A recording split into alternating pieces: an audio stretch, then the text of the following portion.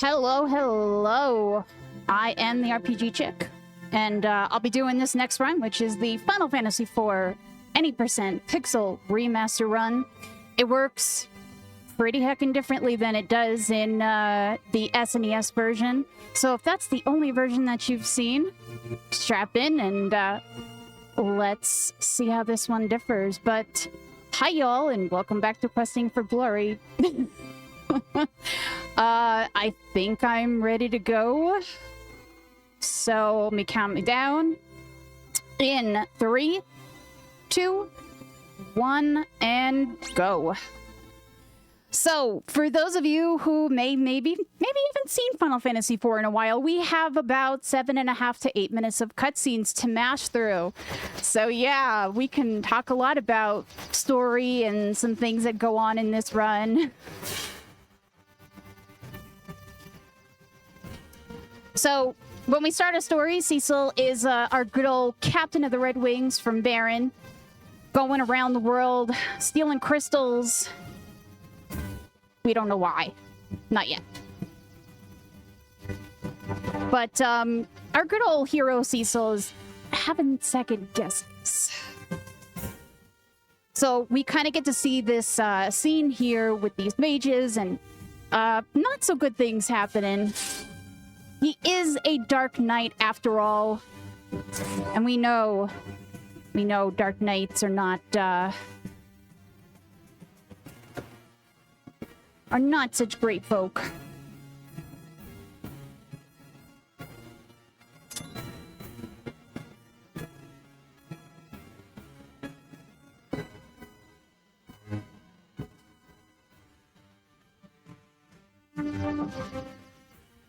So, unlike the SNES version of this game in US, which was Final Fantasy II, we do have full access to the JP items because all of these pixel remasters were mostly based on their JP versions.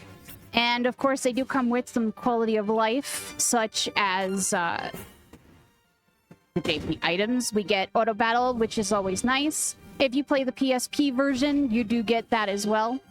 And Auto Battle is going to help us quite significantly throughout this run. Unfortunately, though, because these games were kind of rebuilt in the process of becoming the pixel remasters, we don't have all of those same glitches that we used to have. So all of those great, like, going into mist to get dancing daggers and things like that, can't really do that in this version. And that's okay, because we have other ways that we're going to handle things.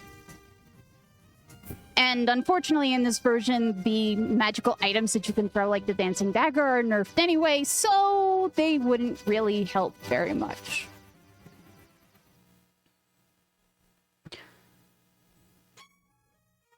So some more cutscenes. We return to Baron with our ill-begotten crystal. Bacon here is like, hey, King wants to see you bring the crystal. Crystals might be delicious in cereal. I don't know.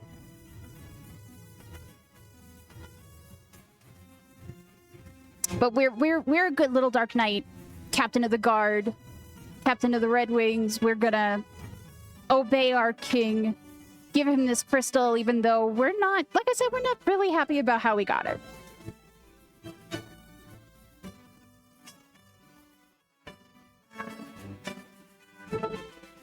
But yeah, it's, like I said, a lot of cutscenes in the beginning of this game that cannot be skipped past. So now Cecil, with his conscience weighing heavy on him, is like, well, I don't really like what we've been doing. And he actually confronts the king about it. You know, why would you order me to do this? This is not a good thing. And the king is like, how dare you speak back to me? And our friend Kain comes in and is like, wait, no, listen to Cecil. And then he's like, nah, you know what? I'm just going to send you on this mission. Take this totally innocent, inconspicuous bomb ring. Nothing bad will possibly happen with that, right? It's a bomb ring. What could possibly happen? So, a little bit of messaging, person memory, auto battle, and we're going to run. This is a speed run. We ain't got time for hero walks.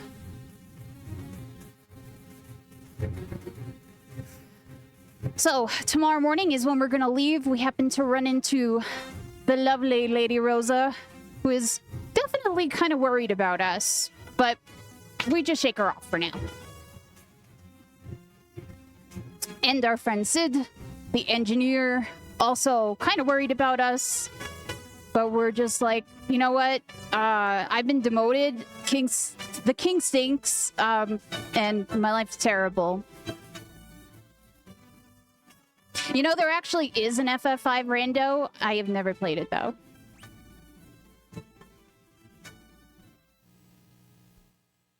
There is actually a randomizer for this game as well called Falcon Dive.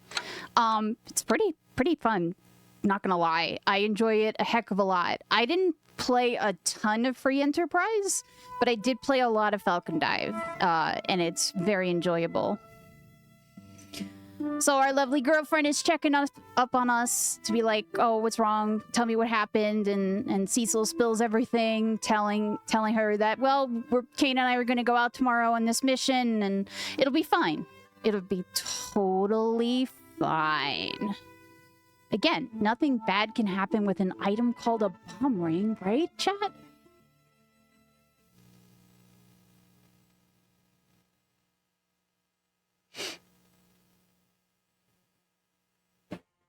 And away we go. And I get a mashing break because, y'all know how this part goes. It transitions by itself. But yeah, so, just to talk about a couple of differences as we come up on this first section here. There is no step route in this game. Now, I will say that if you die and restart the game, and you keep dying and restarting the game, you will actually hit an encounter on the same step every single time. But there is no specific step route for this game. Also, I mentioned already, we're not going to be doing any of the glitching in and around Mist Village, so we're not going to be selling tons and tons of shields or anything else to get a lot of money. No dancing daggers, no entering Mist from the back. Just gonna straight up do this run. We'll just be hopping on our trusty chocobos and praying that we don't get, you know, a million encounters. And now that I've said it, I've completely jinxed myself, haven't I?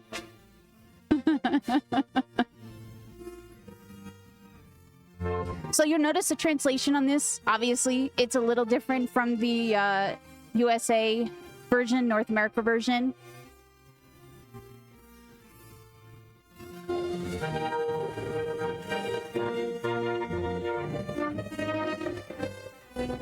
But the gist is there, right?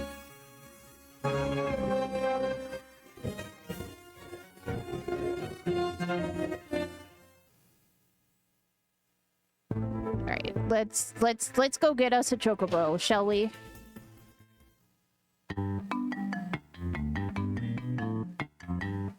So obviously, even though your walking speed is a little bit faster in the dungeons, it's not really that much faster. And it doesn't avoid monsters. So we do still want our chocobo to avoid as many monsters as we possibly can. Because again, no step routes. So we are just gonna run from everything.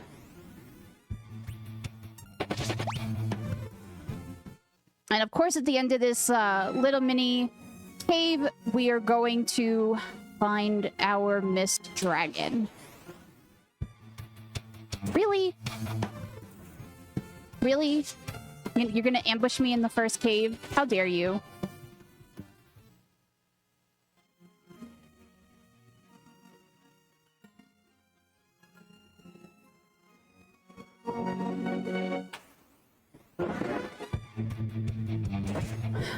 Y'all, I definitely jinxed myself, but not in the way I thought I was going to jinx myself.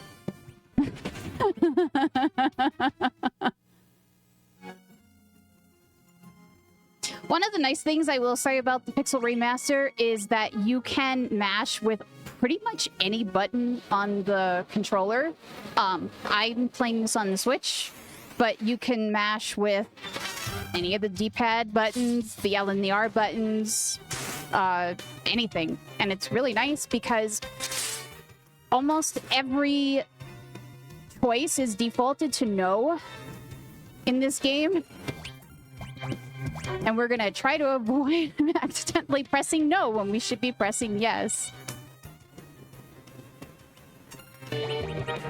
You can also skip past some of the battle dialogue, which is something that you could not do in the North American SNES version.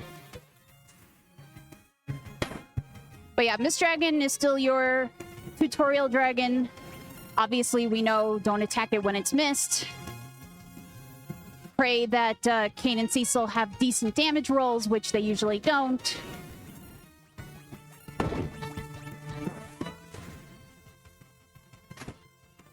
Like I said. You would, Wells, you would. And there's our mist.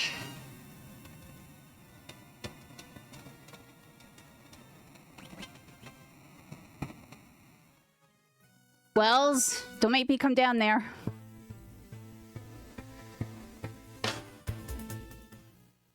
Alright, so we have delivered our bomb ring to the town of Mist.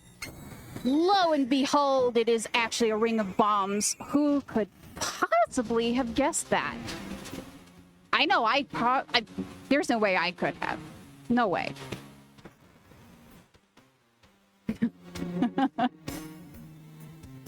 So we set the poor village on fire. All we find is this adorable little girl and her mom who has been destroyed because her summon monster has been destroyed. So Kain is like, well, we gotta get rid of her. We gotta get rid of all the people in this town. And he's like, what is wrong with you?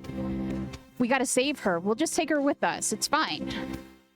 But the little girl is having absolutely none of it. And honestly, if I was a little girl and these two came at me, yeah, I'd probably react the same way and just randomly summon a Titan out of nowhere. Wouldn't you?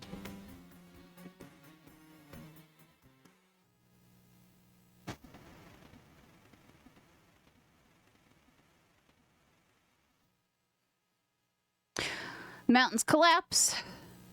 Kain is nowhere to be found.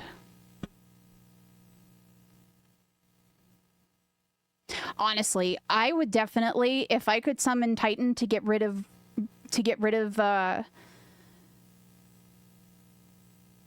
scary things, I probably would. But we're gonna take this girl and we're gonna bring her to the next village, which is Kaipo, because we are now a dark knight with a sense of morals. We must save the little girl.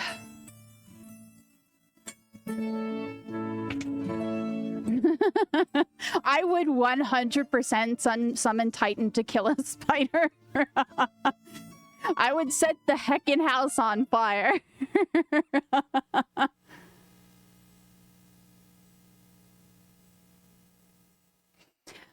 So we're like, "What? Don't worry, it's fine. We're gonna protect you." But this little girl is still having none of it. None of it.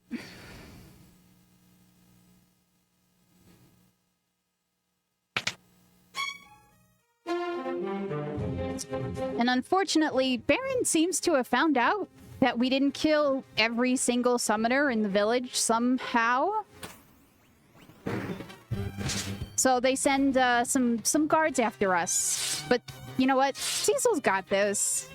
It's fine.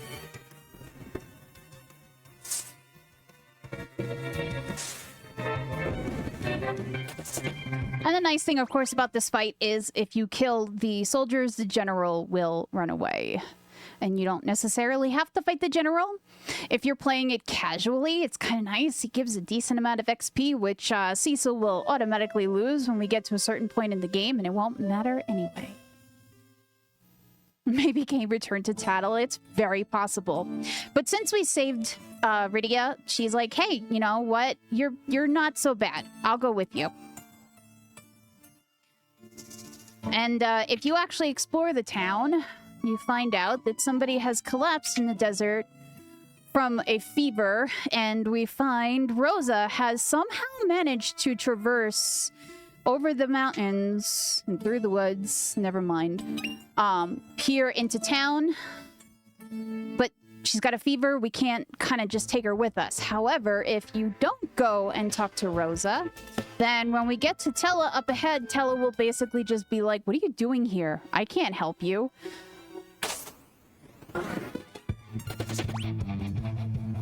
But yeah, now we gotta go save Rosa by getting a sand ruby to cure her fever.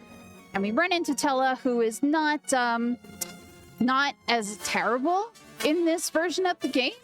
I mean, look, it's still Tella at the end of the day, but it's not Tella where he can miss life spells Tella. So we are going to kill a few of the monsters as we go along. So either this formation, the formation with 3 fish, and maybe if I'm feeling really low level, 2 shells and 2 fish. Because we do want to get rid of a little bit of MP for the Antlion fight. Otherwise, we're noping out of these fights.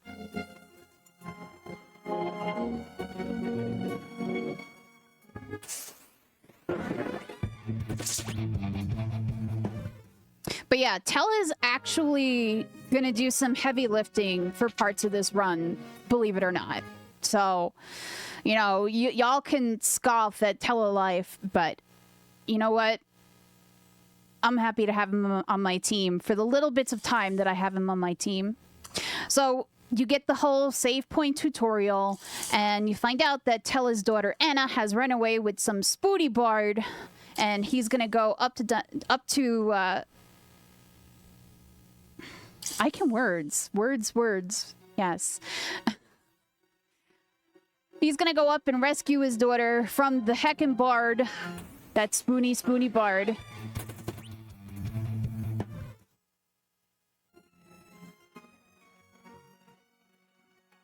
And hopefully we can find a sand ruby in the process.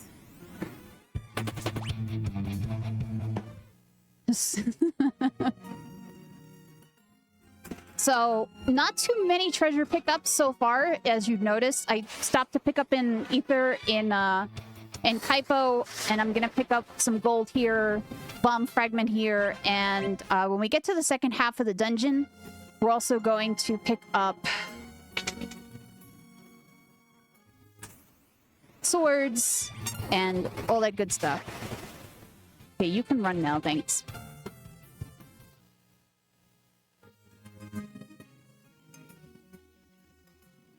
So we're going to pick up the Shadow Sword here. We're going to pick up the Hourglass here.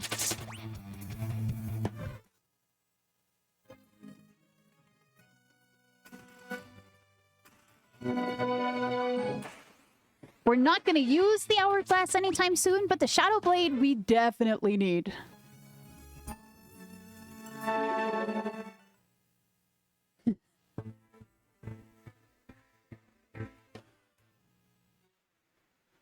The thing is in the course of fighting the monsters, like, yeah, we could go after the toads and things like that, but we do need Tella to have a little bit of MP when we get to Octomammoth. Be great if he wasn't dead, too. Thanks, game.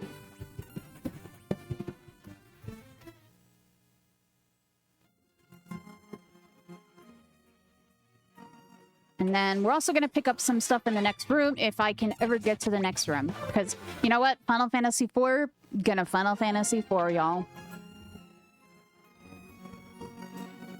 Okay, so armor, Hermes shoes. Again, we're not going to use those right now. We're going to optimize Cecil, and we're going to remove everything from Tella and from Rydia. Because they're going to take a little nap. Eventually, in this battle, they're going to take a little nap. We also should move them. Here we go. Okay. That makes it a little easier for them to take a nap. I know, I love when there's no fall damage. It's my favorite. So, Octomammoth. Octomammoth is one of the fastest monsters in the game. That is, until you actually start to remove the tentacles.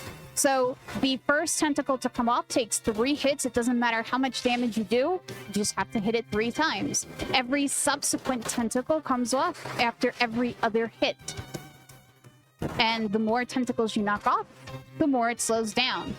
So the more, the reason that we wanted Cecil to have that Shadow Blade especially is because Octomammoth is actually a holy elemental monster.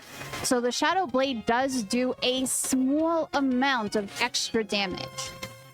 So you notice Rydia got knocked out real quick. We don't care. We are keeping Tella alive and letting him thunder Octomammoth just to help us knock off some of those legs. Once Octomammoth gets down to 1 leg, Tella's also going to take a little bit of a nap. Although I also may have to have him heal Cecil before he takes a little nap. Because Octomammoth is being a massive butt.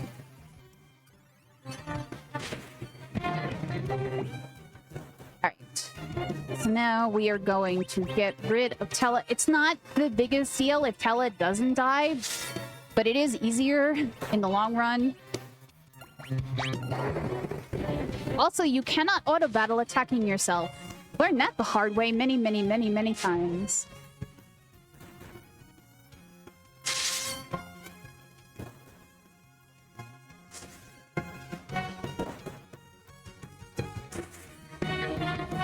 And there we go. Octomammoth is down. We are ready to head to Damcyan.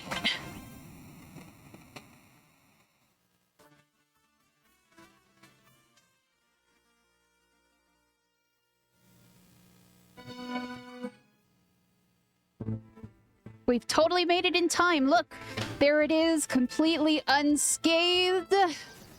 Oh, heck. Well, it was nice knowing this lovely castle, even though we didn't get to go inside and see it before it was completely destroyed. It's fine. It's fine.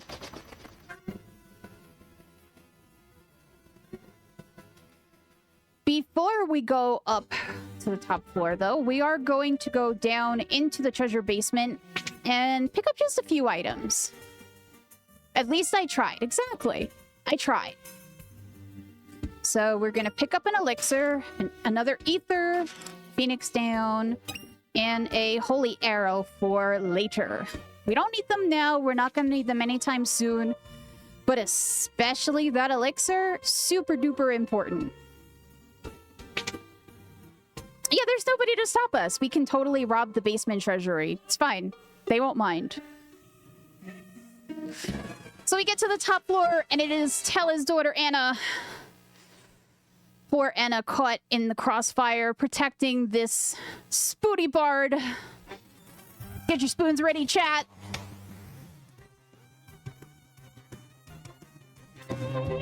You spoony bard!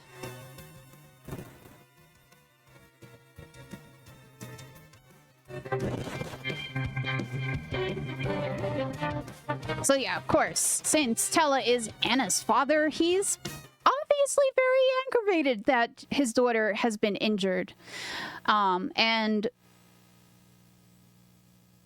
you know, she's like, well, I protected this dude, Edward, this bard, and I gave up my life for him, and I love him. I love him dead! But, poor Anna.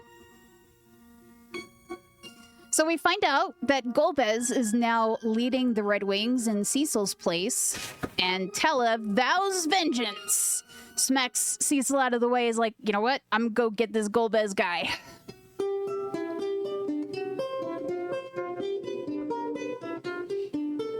And, Edward's like, I don't want to go anywhere. I don't want to help anybody. I just want to stay here and mope. Rydia tries to talk some sense into him, but it doesn't really work. So Cecil gotta smack some sense into him. And he says, look, we're looking for a Sand Ruby. We need some help. I need to rescue my girlfriend. Oh, okay. I know where we can get that. Let's go.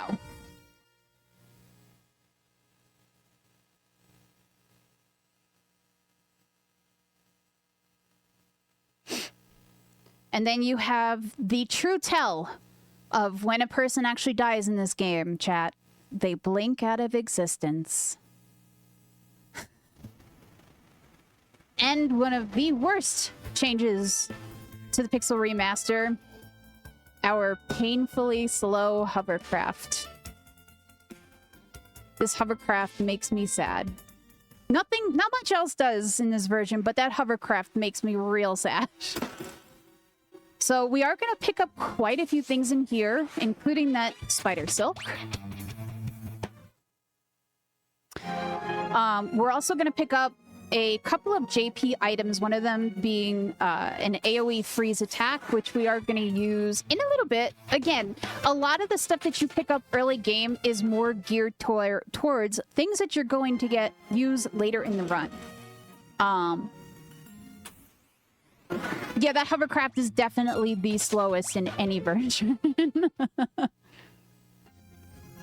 hurts my heart.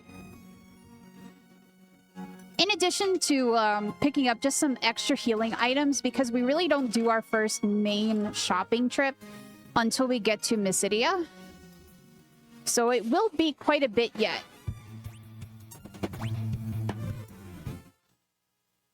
We're gonna grab one more spider silk. So by the time we get to Ruby, we need to have 5 spider silks in our inventory because Ruby is fast in this game and in all games, honestly. That leg, but he fast.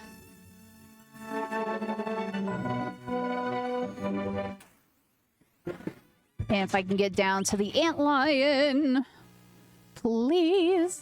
There we go. So, Antlion has the Sand Ruby that they need, and everyone's like, oh, it's docile, it's fine. It's not fine, chat. It's not fine. So, the reason we wanted Rydia to have a little bit of extra MP here is so that she can use some Chocobo kicks. Antlion is an enemy that essentially counters all physical attacks with Counterhorn. So anytime Rydia uses the Chocobo kick, it is a magic attack and it does not get countered. This is the reason why the dancing daggers in the SNES version were so important, because they were considered a magical attack and we were using them as a magical item. It doesn't matter who lives or dies in this fight, although if Edward survived, it would be great, just for a little bit of extra levels going into the Fabul Gauntlet in a little bit. But if he takes a dirt nap, that's fine too.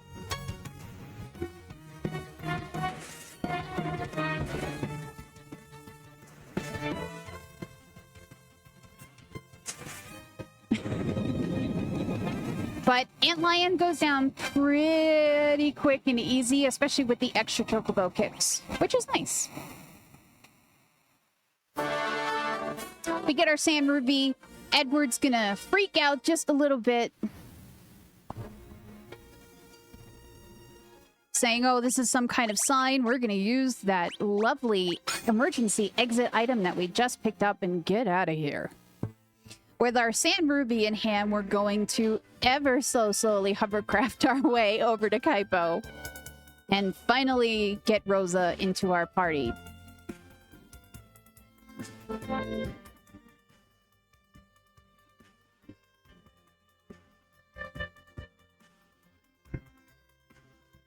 It's okay.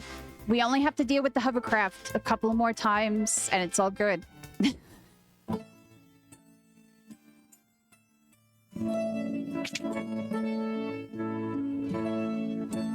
Alright, Rosa.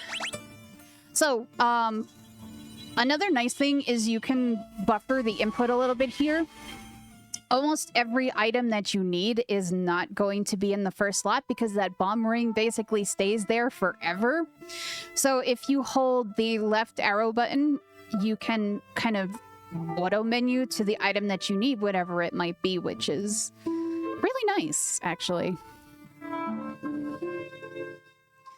So Rosa's still not feeling great, and we're gonna make our way to Fabul in the morning because Rosa just needs one more night to rest. And Edward, being the sad, lonely bard he is now, is gonna go out into the Kaipo starry night and play us a little ballad. Nothing bad is going to happen at all. Nothing.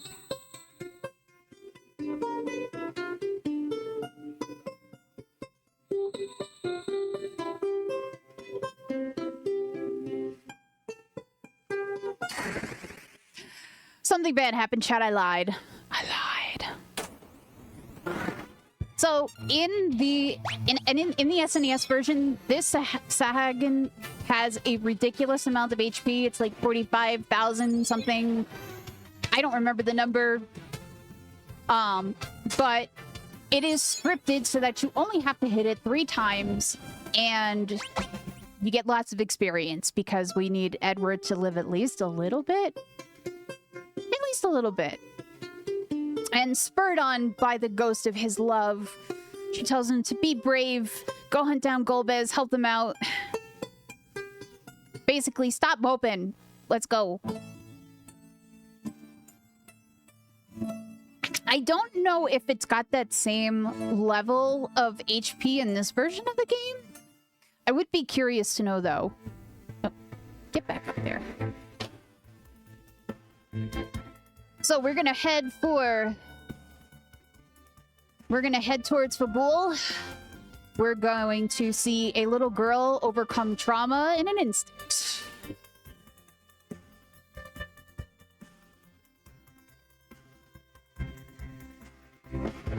You know, at least the airship moves at a decent pace.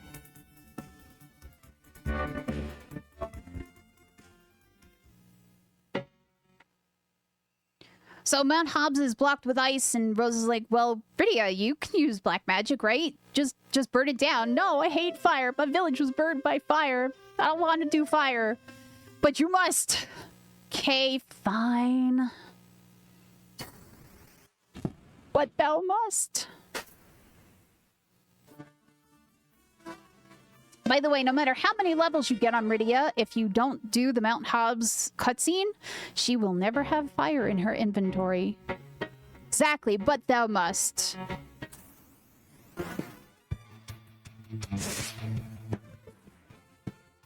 I need an ambush counter, y'all. I need an ambush counter. Oh, you of course, you can get Fire 3 with her, but yeah. Baraga, Fire 3, whatever you want to call it. But we get to the top of Mount Hobbs and we find Yang fighting these imps. So this particular battle is automatic, of course. It can last anywhere between 3 and 5 turns. And unlike in the OG version, no matter how much damage these silly goblins do to Yang, he will recover all of his HP in time for the Mom Bomb fight, which is kind of nice because if you get a 5-turn here... 4 is pretty average, though. Almost every time it's 4.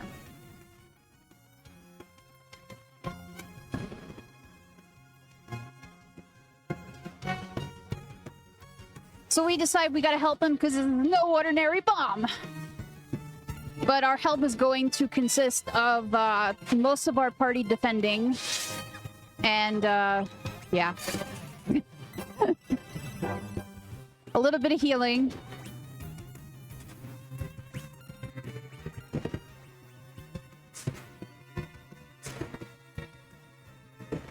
Essentially, we're kind of just waiting at this point for Mom Bomb to grow the first time. And then she's gonna hit a point where she says, I'm gonna blow. So there's our first shift. Waiting for that. And now we need our hourglass. Assuming Edward doesn't die. He died. Great, thanks. Thanks, game. So the hourglass is stop. There's silver hourglass and there's gold hourglasses that basically make the stop last longer periods of time. Edward definitely did not have enough power of love. You are correct. But it's fine. It's totally fine. So we find out that Yang came up here to train, and then he was ambushed.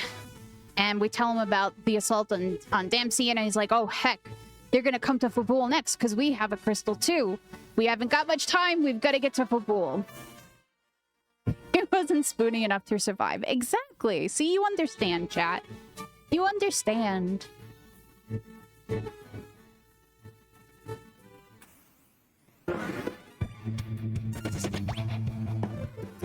The good thing is, we don't really have to worry too much because we are going to make use of some of the JP items for the worse Fabul Gauntlet fights. It's not quite as scary as it is in the SNES version, which is nice, honestly. Also, you know, Pixel Remaster has autosave, so yeah, that's a thing too.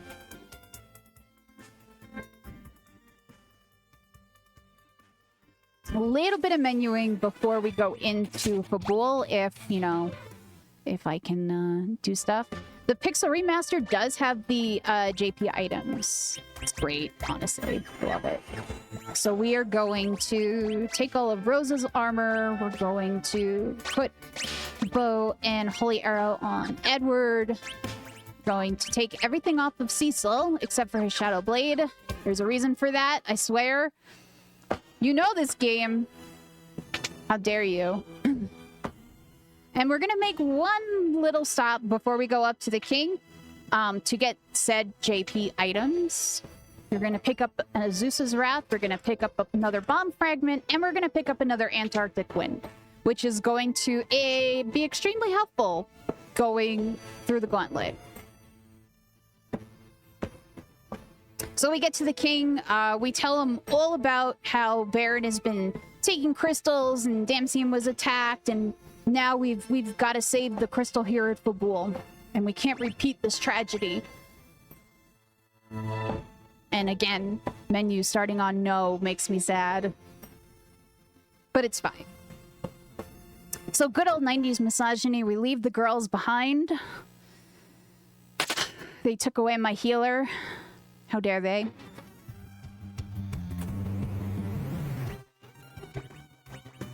So, Zeus's Wrath, it really doesn't matter which item we use. We're going to use one Zeus's Wrath, and then we're going to use the two Antarctic ices. Winds, Antarctic winds. I swear I can words. But we're only going to be using those JP items for the general and soldier fights. It makes it much more easy to deal with. For the other fights, we did equip Edward with the holy arrows, which will help defeat the Leshies and the Gargoyle and make those fights go a little bit faster.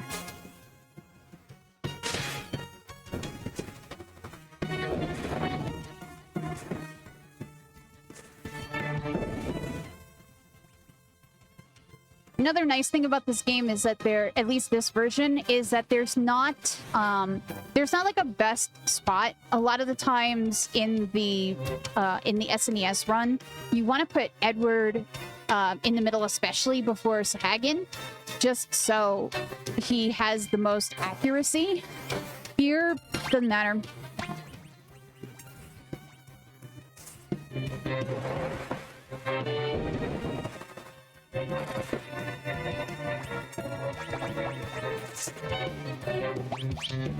Yeah, Edward actually does get some decent kills here.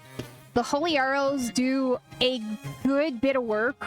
We are going to be using them again when we get to Mount Ordeals. But they do a decent amount of work here, which makes Edward probably some of the most useful he's ever been. Outside of dancing daggers.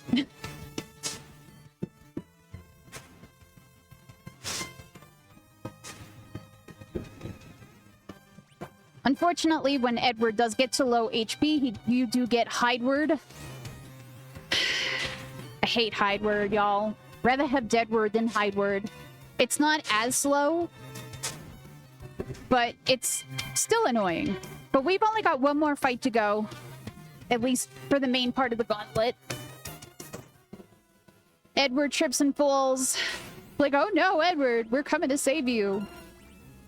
Do we have to, though?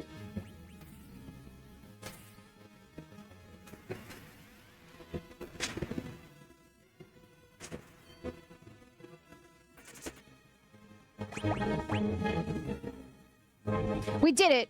We've gotten through the Fabul Gauntlet. We're gonna stand our ground at the crystal. Nobody's gonna get past the three of us. Bravely ran away. Oh, hey, look, it's Cain. Wow, that's awesome. I'm happy to see Cain again. Wait, what do you mean drop my sword?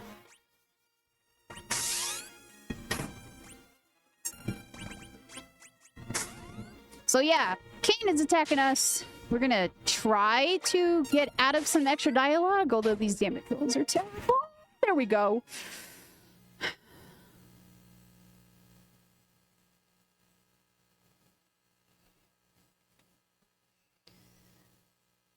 Cain, no, you can't be evil.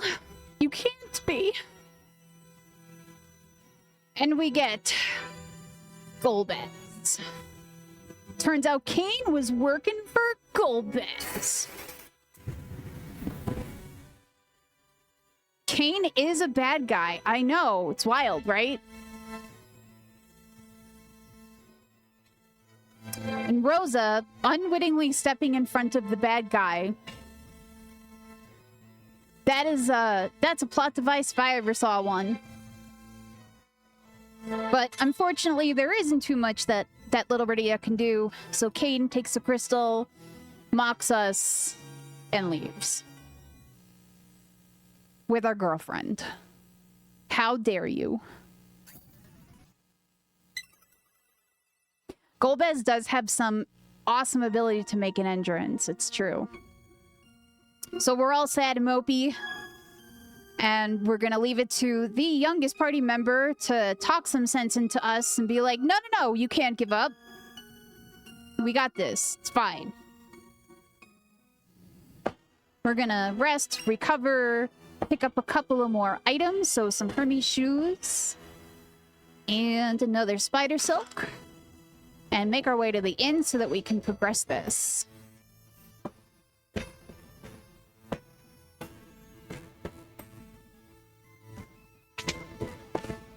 Diagonal walking. So we're essentially just kind of regrouping and deciding that we need to get to Baron. We need to, get Golbez and get everything, get everybody back. And they're like, well, they have this air fleet. The only way we can really get there without causing a scene is if we take a boat. So the king gives us a boat, because nothing ever bad happens in RPGs on a boat. One more pickup for a Bacchus wine. Bacchus cider. Bacchus cider.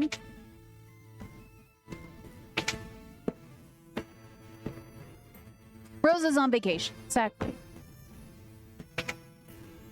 And we can go to the boat. So, you don't actually get the name of Yang's wife in this version, which makes me sad. But Sheila, not Yang's wife, but Sheila wishes us farewell, tells us good luck. But we're on a boat. It's an RPG. What could possibly happen? Nothing could possibly happen.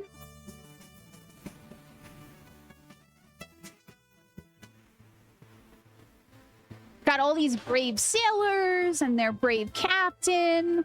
It's just a short ride back over to Baron. Even though we're taking a really weird roundabout way to go about it. Every single one of those sailors is bards. It's true.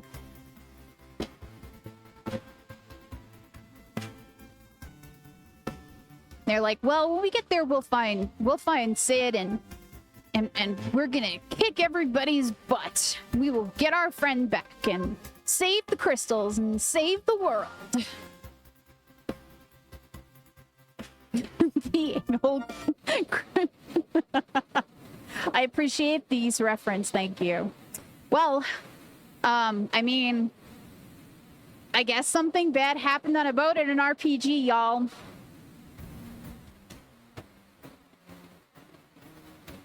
We have the upgraded, pixelated Leviathan. Who could have possibly seen this coming?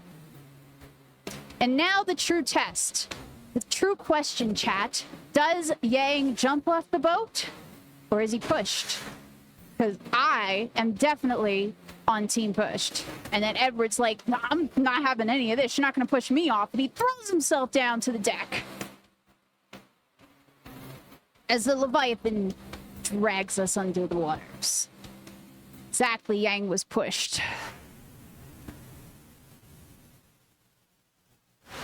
We wake up on the shore, completely alone. Everybody's gone. Kicked by invisible Kain, I love it. And lo and behold, we've been dropped by Mysidia, the place we were at the beginning of the game, where I'm going to buy 2 flame rods and a crossbow, and where we, you know, might have killed some mages and stole a crystal. It's fine, right? It's totally fine. They won't hold any grudges. We also picked up 2 wizard hats and a light shield. So, the Elder's not too happy with us, y'all, and he says, look, I don't really want to help you, but if you go to Mount Ordeals and you overcome the trial there, maybe we'll help you. And here, take these really young kids to go with you. Because apparently we're just throwing little kids at our problems.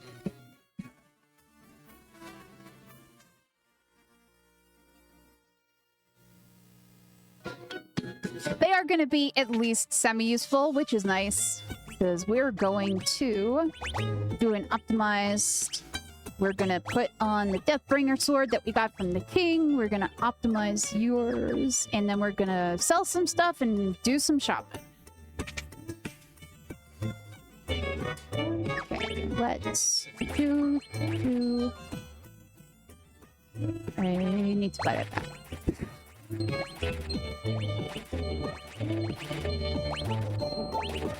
That's what I get for not organizing my inventory. It's fine.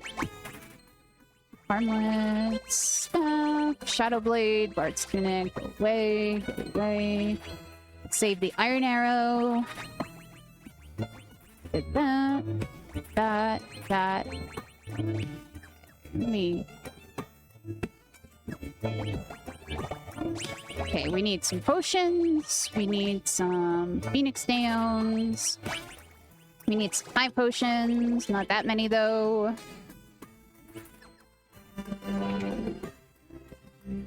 I'm sorry. I didn't turn my alerts off. Sorry! And I need my Holy Arrow back. I kind of need that. Thanks, game. And I'm just gonna get a couple more high potions because this is a marathon run. We need a little bit of safety. And then we can make our way to Mount Ordeals. I do kind of wish that the overworld mapping, walking, had gotten as sped up as the dungeon walking, but it is not to be. And there is no Chocobo Forest over here. The only Chocobo Forest is all the way over by Mount Ordeal. So that doesn't really do us any good. The Switch version for me is just a personal preference. That's all.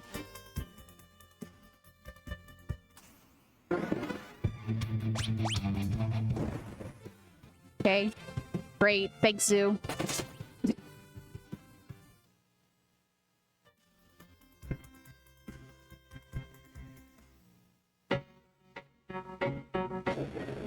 So, just like Mount Hobbs had the Wall of Ice, Mount Ordeals has the Wall of Fire, but Palom does not have nearly as many hang-ups about getting rid of it and using the Ice spell as Rydia did about the Fire spell.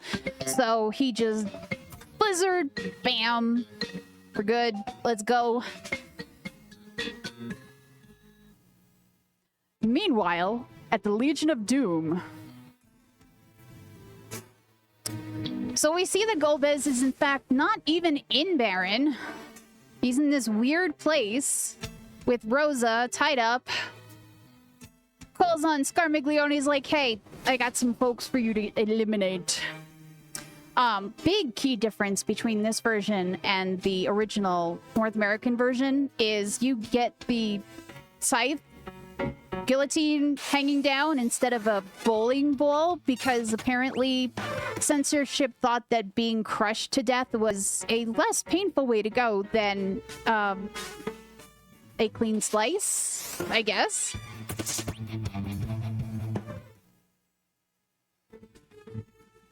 But let's make our way up. Let's do what we gotta do.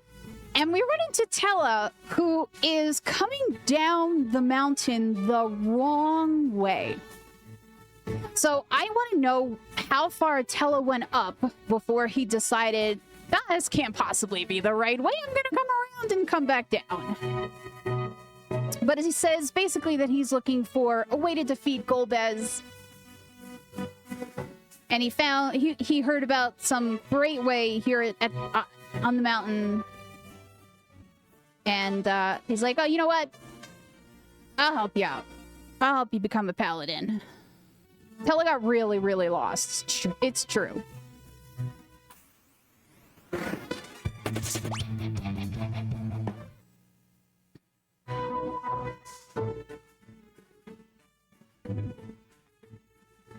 And of course, when you get to the top level here, you get the little sound effects, and Porum thinks Palom is messing with everybody. I'd also like to know how Tella got over here, but these are things we will never know. We're in a pretty good spot here. Okay. I am going to do a quick save, just so we don't have to come back up here. Tella was looking for the country buffet. So Scarmiglione comes up behind us and is like, I will devour your flesh. Okay. Come on, Tella. I need you to take your turn, bud. Get back there. Oh. Bomb fragment, twin cast.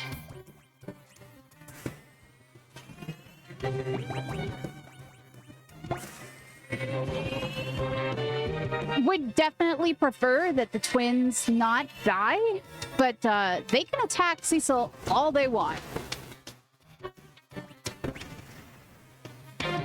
Tella kind of needs to live too. Pyro is good. We want 2 pyros. Hopefully. Possibly.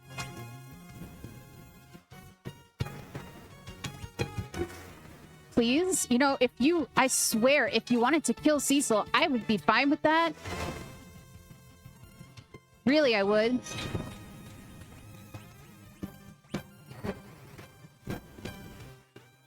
Bam! That was good. So, first fight is down. There is a reason that we want, especially Palom, to actually survive. And going to heal up just to be safe. We are going to get rid of Porum for this fight, but this is going to be quick. Because we have the return of Scarmiglione. Unfortunately, he has a pivotal weakness.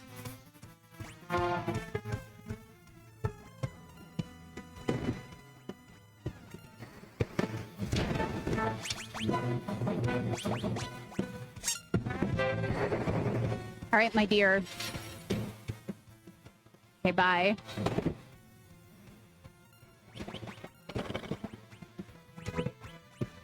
And that's what the elixir was for. And, yeah, that's it.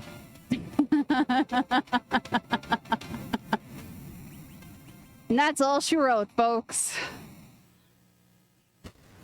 So we don't have any trash can or carrot glitches in this game, but Elixir works real well.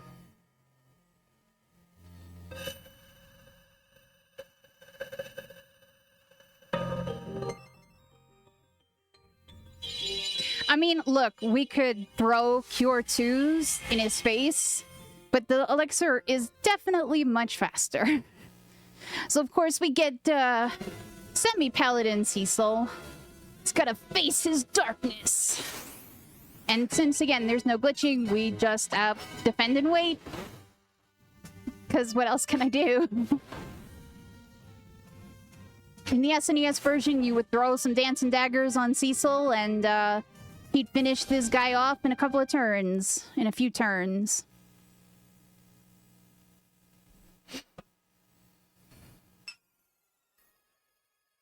How am I gonna have 300 elixirs for the final boss? If that actually worked. If I could have 300 elixirs. But we've become a paladin, y'all! We did it! If we were doing paladin percent, this is where the run would end. But, we're gonna finish the game. I promise.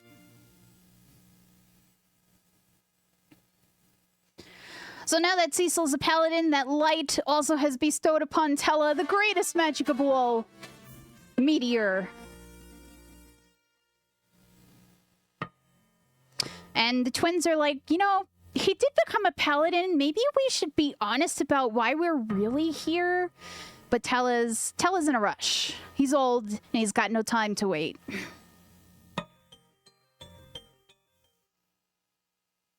So Paladin percent is kind of like a partial starter category where you literally only play up until the point where Cecil becomes a paladin. It's really nice to kind of get your feet wet in a way. Actually, I want to take her stuff off because she does not need it anymore.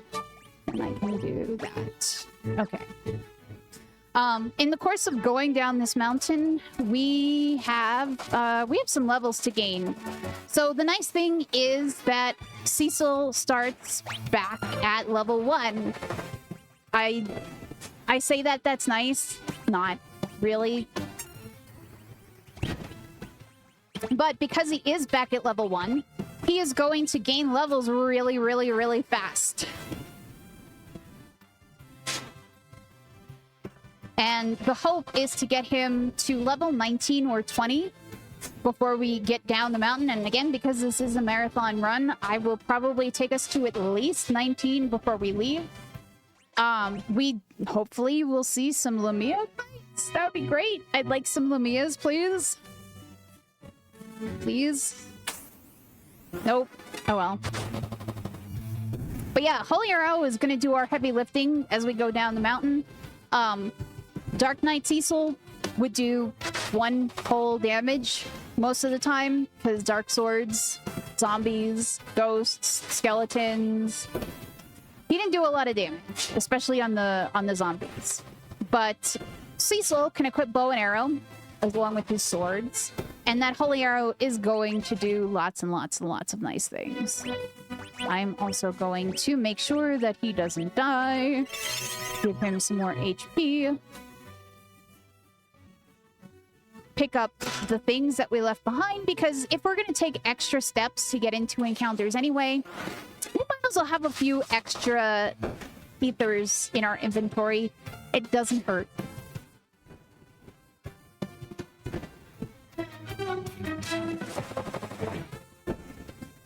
Yeah, that as well. So it's kind of like Shadow XP. So with everybody else dead, Kain and Rosa are going to reap the benefits. Rydia too, but we don't really care.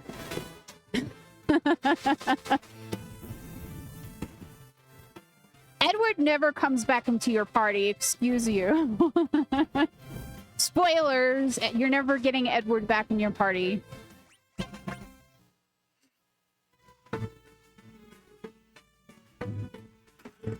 does. I don't care, though. This is a pretty good formation. It gives a decent amount of XP, but takes a bit. I mean, look, Yang is obviously gonna get some too, and he's gonna be helpful for a little bit. A little bit.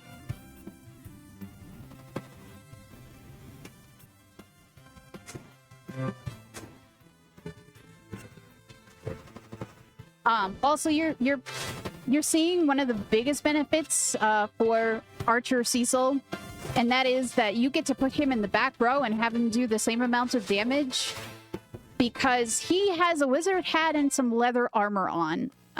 He's not very protected right now.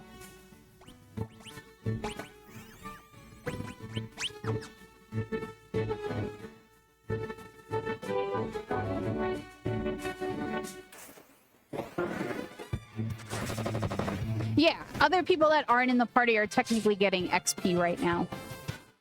That's not as utilized in this run as it is in some of the other versions, but it is still utilized a little bit. Honestly, once we get to a certain point, Kain becomes our main focus and we don't care about anybody else. All right, so I need at least one more level before I get off of this mountain. I know, I said Kain. It's weird, but it's true.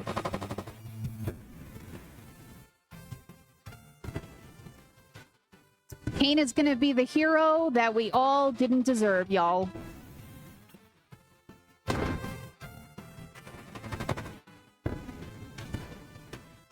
But yeah, I do want Cecil to be at least level 19 just for a little bit of extra DPS coming up.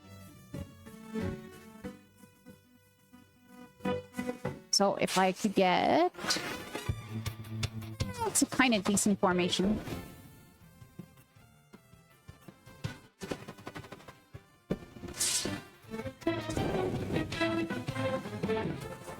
Luckily, the fire from the souls and the spirits doesn't do too much damage either.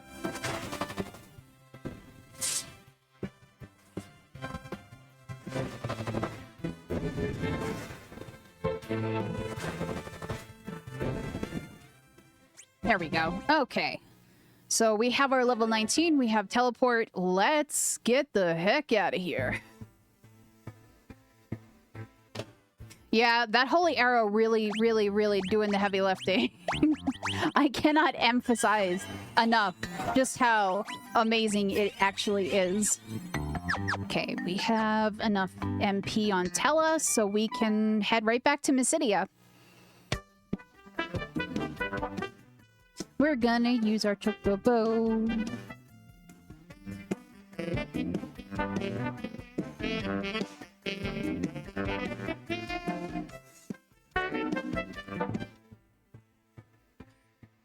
I love that chocobos don't give you any encounters. It's such a beautiful thing.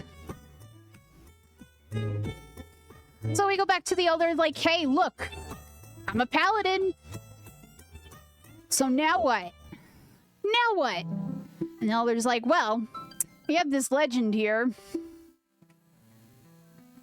One, born of a dragon, bearing darkness and light, will rise to the heavens over the still land. The moon's light eternal brings a promise to earth with bounty and grace. And most of us are just sitting here like, okay. And so he's like, yeah, we're gonna go up and pray for you. And you know what? You can get to Baron by taking the Serpent Road. And twins, you've done your jobs, but the twins are like, you know what? We're gonna stick around a little bit longer.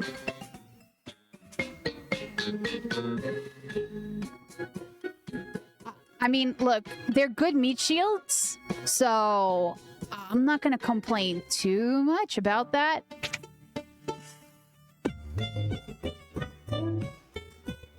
That Mysidian mage is always in the way.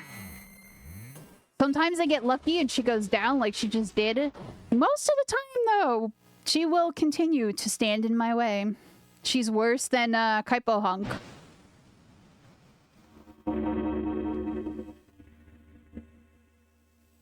Yeah, nothing bad is gonna happen to children. Who hurts children in, like, TV shows and games and anime and stuff? That never happens.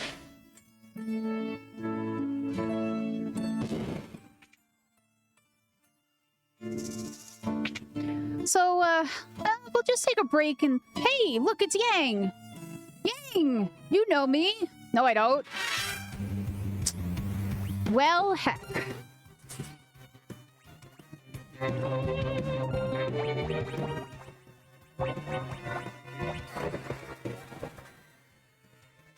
So you don't get any XP from this fight. And with Yang's fight, it's all about the timing. So essentially, we want Yang to kick twice.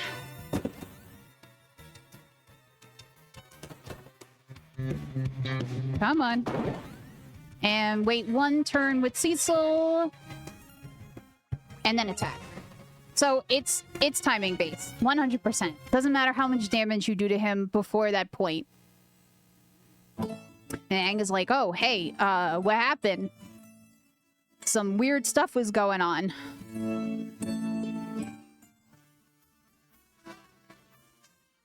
Yang rejoins our party. And we regroup in the inn so that we get a nice HP recovery before we go into the next part. Which I appreciate. So Yang, after he went overboard, washed up here without his memory, essentially. And kind of just joined up with the guard, because he's strong. But he happens to have the Baron key, which opens up some lovely things for us, including the weapon and armor shop that, if you're playing casually, is locked. It's also going to give us access to the waterway, which can get us back into Baron Castle. But first, we got to do some shopping. Shopping! Okay, so we need Ice Claw, Thunder Claw. And then we need 4 headbands and 2 Kempo keys. Okay, and then we're going to optimize Cecil, put on a headband for some extra damage, optimize Yang, optimize Tella. We're gonna leave Pelham as he is for the time being, and then we're gonna swap Corum and Tella. So we need Pelham around for the beginning of one more fight. The reason that we wanted to get him a couple of extra levels at the top of Mount Ordeals is, one, to get him the Blizzara spell. Good job, Corum. Good job. And 2 was to give him a little bit extra push behind that, so that his Blizzara can hopefully take out Bigen's arm in one shot. Take out the bacon arm.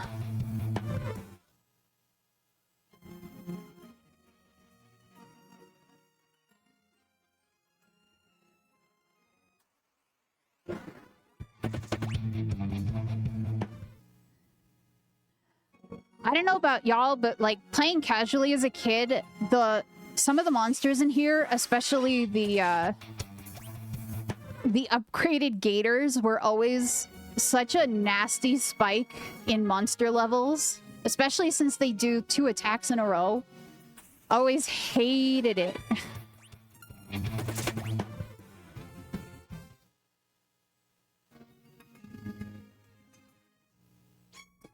But we're back in Baron.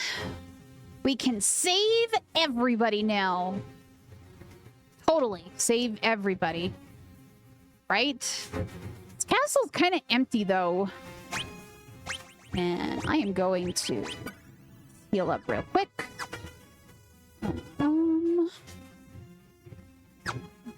I know what I need to do. I know what I need to do. do that. And I need to do that. That's what I'm supposed to do. Okay, now we're good. So here's Bacon, the captain of the Royal Guard, and he's like, "Oh heck, bad things are happening here. I'm gonna join your party, because we've definitely had 6 people in our party before, right? It's not suspicious at all." But our lovely little twins can apparently sniff out monsters.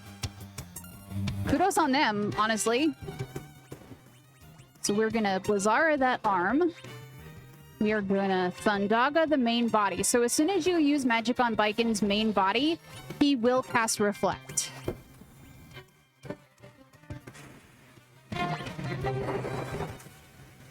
Now that Palom has done his duty, we don't really need him anymore.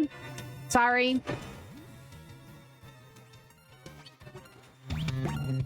So we are gonna say bye-bye to Palom and Porum very quickly, because Cecil does that cover thing when you're in critical HP, and I would prefer if Cecil didn't die so quickly. But we're just gonna beat down the main body, and that's all there really is to the Baigan fight. You can get very unlucky if Palom doesn't get the arm down right away. The left arm can use Constrict. And depending on who he uses it on, it's a pain. But Bacon's down, arm will self-destruct, and it will do very minimal damage because we got 2 hits on it in between. We do not need the twins for the next battle. However, we are going to heal up. Tella has 68 MP, so we're good. We don't need an ether. And we're gonna go see the king, because something is not right here in Kingdom of Barret. Unfortunately, this is not the king. This is the water elemental Cagnazzo. This is another very straightforward fight. If Tella wants to take his heckin' turn, we're gonna have him Thundaga. So anytime he brings up his torrent of water, you can use any thunder spell or any JP thunder magic item to get rid of the wall of water.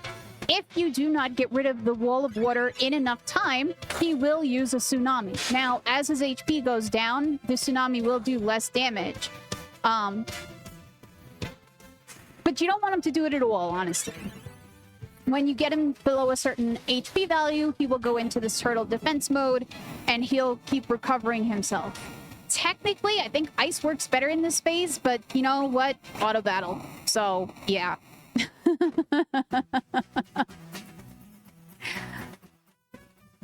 So that's 2 elementals down. And we get Sid. Yeah, again, we're totally gonna have 6 people in our party, y'all. I'm super excited to have 6 people in my party. It's gonna make things so much easier as we go on to the next part.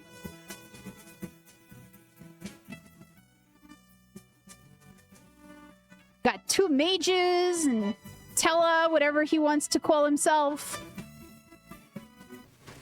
Got Paladin. And apparently, we've got trouble. So with his last gasp of breath, Cagnazzo is like, you know what? I'm gonna trap you here. Starts bringing the walls down on us. Now here's the other true question, chat. Do the twins really sacrifice themselves here, or is it just Tella? Is it just Tella playing shenanigans? Because it could just be Tella playing shenanigans, because it's a petrify spell, right? So if Tella was really casting Asuna here, there shouldn't be any issue. So I'll leave that up to your discretion. But we lose our twins. They petrify themselves to save us. Their still middle spot, his accuracy is really low. It's true. It's also true. Golbez, meanwhile, is none too happy about our shenanigans, defeating 2 of his elementals already. And Kane's like, you know what? It's fine. We need the Earth Crystal, right? So I'm going to go down there. I'm going to tell Cecil to do some stuff for us if he wants Rosa back. Plot-related blindness. Absolutely. Thankfully, because Sid is this lovely, clever engineer, he has been hiding the Enterprise ship, Free Enterprise, down here where nobody knew where it was. So we get an airship, sort of, for a little bit.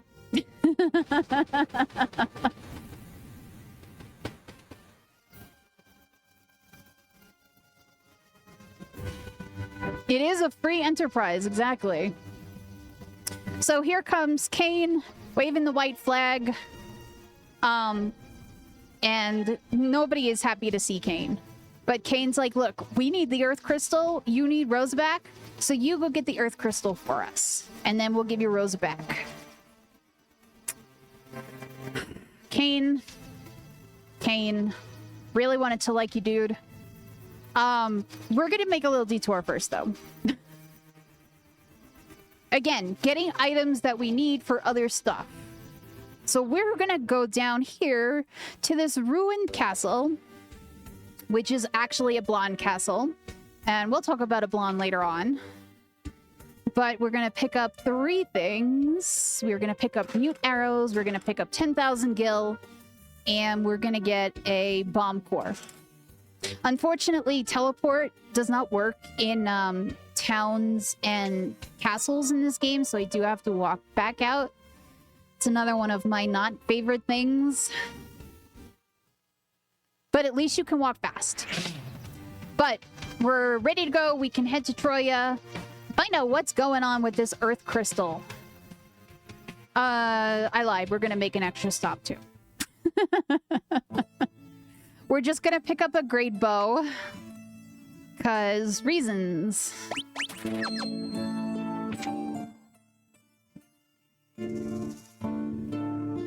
A blonde does look a little bit like Figaro, doesn't it? So if you go and talk to the matrons of the city, they tell you that this dark elf has taken their Earth Crystal. And the dark elf lives in this magnetic cave, and you can't use metal items, and blah, blah, blah, blah, blah, blah, blah. But lo and behold, we have Edward here. And Edward washed ashore here in not so great shape, unlike Yang. But when he hears that we're going to go after the Dark Elf, he's like, wait, I can help you.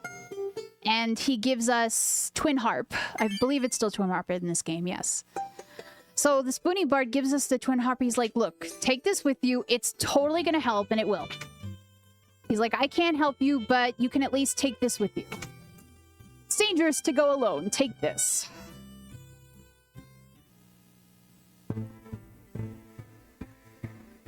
And we can finally make our way to the magnetic cave. Right? Right, game? Right? So magnetic cave, like I said, technically, you cannot use metal items. So for the most part, where am I going? We're going to be very incapacitated. And it's fine. It's totally fine. We're mostly going to be running from monsters in the cave anyway.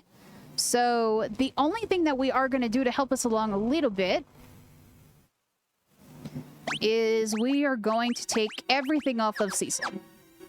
So that way Cecil and Sid should be able to move. And the way that items work in this game, and it's similar to other RPGs, is without your armor, you weigh less and you're kind of moving faster. So without all of that armor weighing Cecil down, he is able to have his ATB bar fill faster, and therefore I can run away easier.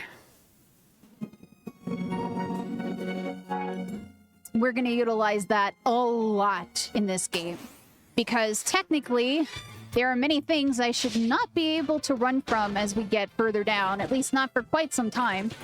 And we're gonna make a lot of use of that, because my levels will be low, and so will my agility.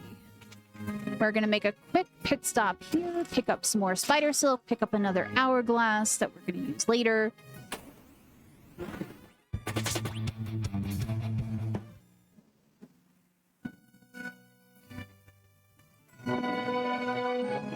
I appreciate most of the dungeon lengths in this game.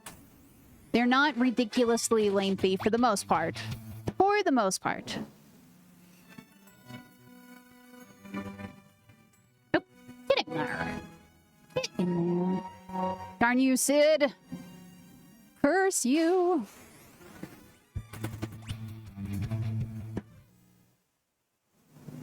Alright, so get into the crystal headquarters of our dark elf. We're going to put everything back on Cecil, including the headband, and we're going to throw a iron arrow onto our friend Sid here, as well as recover people's magics. MPs. This is why we have ethers. Still good. Okay. So for this fight, in order to make it go as quickly as possible, we want everybody to be incapacitated by the metallic paralyze. Otherwise, you have to sit through cutscenes, and we ain't got time for that. This is a speed run, y'all.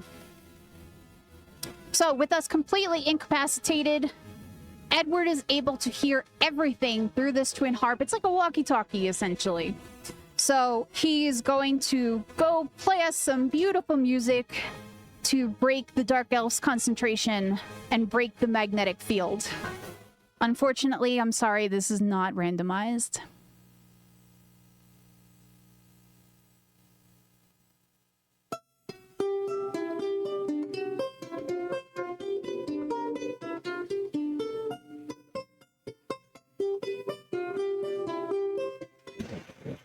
Also, unlike the SNES version of this game, you don't get a full refill before this fight, and I hate it.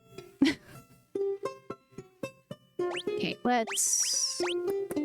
gonna optimize Sid so he can do some damage. Make sure everybody else has what they need. Alright, let's do this.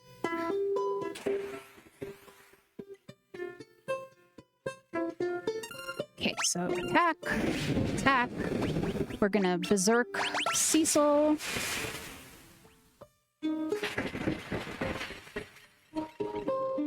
So yeah, that would have been part of the cutscene that y'all would have had to sit through. Attack.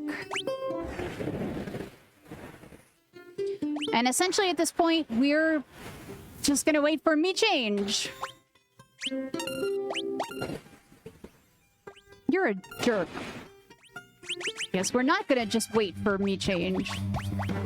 I mean, we are, but we're not. Because, Cecil cannot be pickied.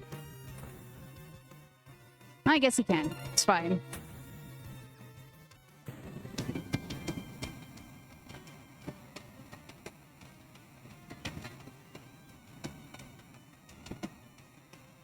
He does a little bit less damage, piggied, but it worked out. It's all good.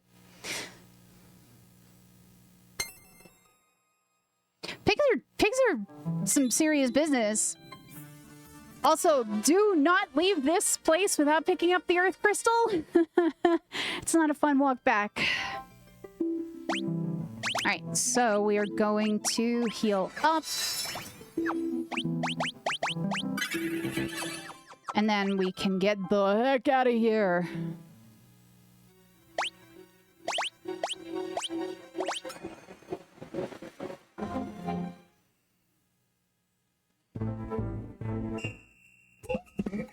Enjoy what little you get of the Black Chocobo music. No, nobody has ever done that. Ever. Alright, so we do want to do a magic refill before we go up to Zot. And grab ourselves a Chocobo.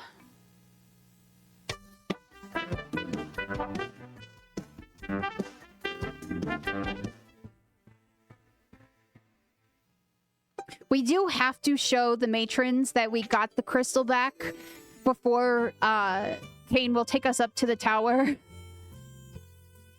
That's another thing to not forget.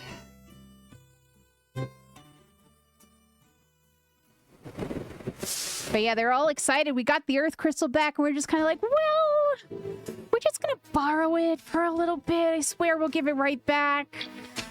They're pretty nice about it, though.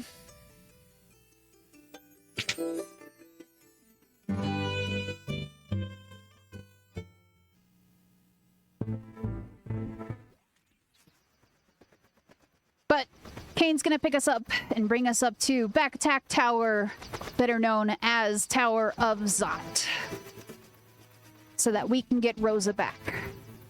Because the enemies definitely are gonna play fair, y'all. They always do, right? It's like code or something.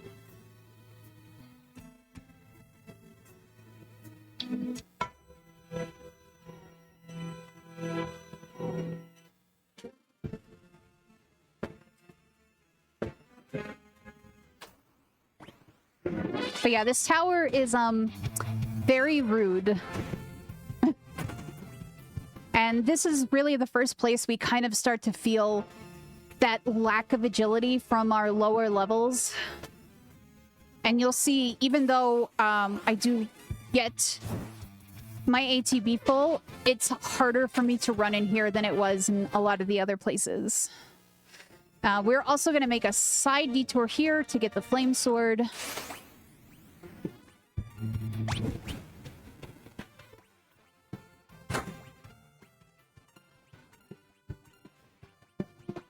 Which is one of the reasons that we put the Ice Claws on Yang. And tell it taking a dirt nap is fine. It's all good. That's why we have extra Phoenix Downs.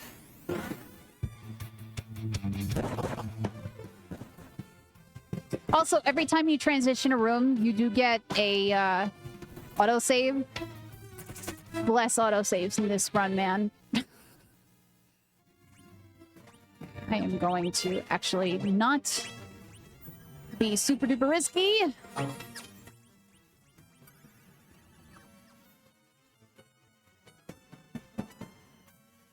Because this tower is unkind, as you can see. It is very, very unkind. Yes, autosaves are amazing if they're done well.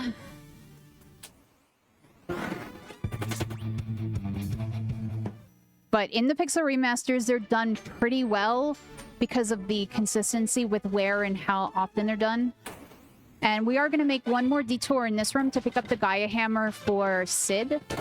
There is an item in this game, in this version of the game, called Gaia Drums. We don't actually pick up any, and we're not going to use it. However, the Gaia Hammer can use Quake if you use it as an item, which is kind of neat. Didn't learn that until I was playing Falcon Dive. Game does also have Quick Save. Quick Save is also really, really nice.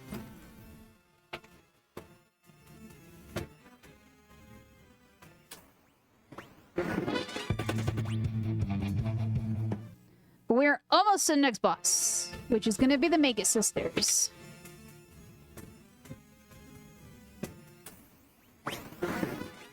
Please let me run! Please? Please? Thank you.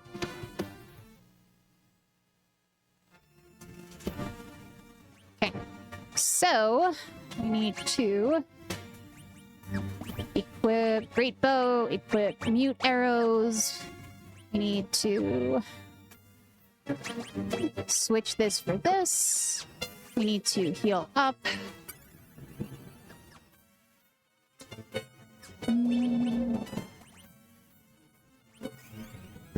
Good enough. And we should be good to go. So, this is the whole reason that we really made that side trip to Oblon, is for those mute arrows. The Mega Sisters are pretty heckin' weak, and it's gonna make this fight go a lot smoother. So, gonna attack Cindy with Cecil, going to Thundaga Sandy, going to hit Cindy with have Yang and have Sid also hit our middle sister. And let it go.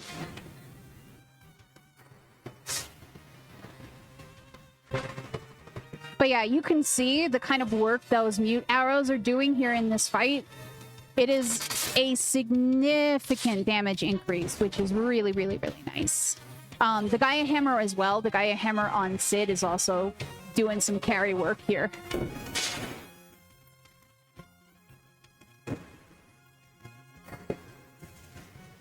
So that takes down Sandy, and this should take down Mindy, right? No, come on, there we go. And there go the Mega Sisters.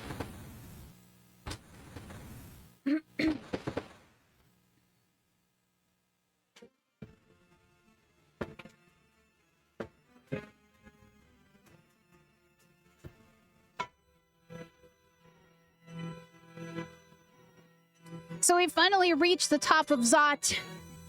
We reach Golbez. We give him the crystal, and he's like, well, where's Rosa? Ha! I'm not giving you Rosa. But Tella steps in to do Tella things. It's like, I'll defeat you for Anna. So, y'all notice how Tella kind of capped out at 90 MP? Well, Medio doesn't take 90 MP. Medio takes 99 MP. So technically, Tella shouldn't be able to cast it, but he's like, I must do this to avenge my daughter. And he casts Medio, despite definitely not having enough MP to do so. Hey, we talked about this earlier, okay? Tella actually lands spells in this game.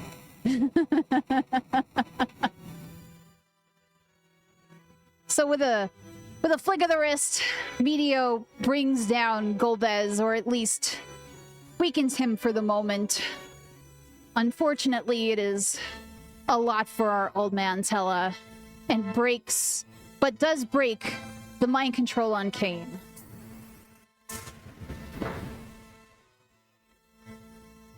Clearly, Golbez is a little confused himself, though, which is very unusual. But you know what? He just got hit with Medio. I'm just gonna chalk it up to that. It's fine. It's totally fine. So, unfortunately, the Medio was way too much for Tella, and he expended the last of his life energy, and he blinks out of existence, and we know that he's actually gone. You will be missed. Sort of. But you know what? We kind of still need Rosa, because she's still sitting under something real sharp. And Kane's like, oh heck, we gotta hurry. Will he be missed? Yes, that too.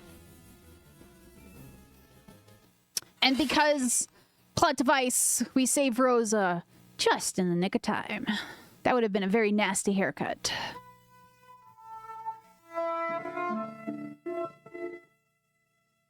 And of course, we get this little schmaltzy scene between Cecil and Rosa. It's like, oh, I'm so happy to see you again. I'm so happy. And Cain, of course, feels terrible about what he did. Like, I just wanted you close to me. But, you know what? Life moves on. We gotta get out of here.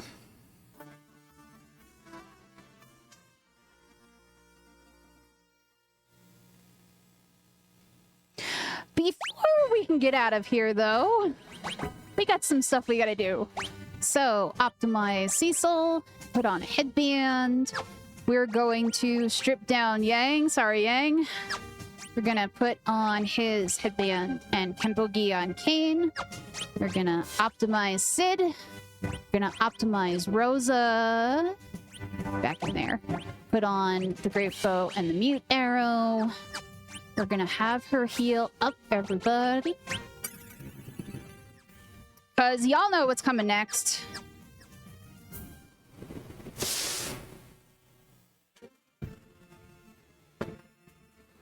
Element of Wind, Barbariccia. It's here to bring us down. Okay, so he is going to Bomb Core, Bayang, and then you're going to Berserk Cecil. You're gonna jump.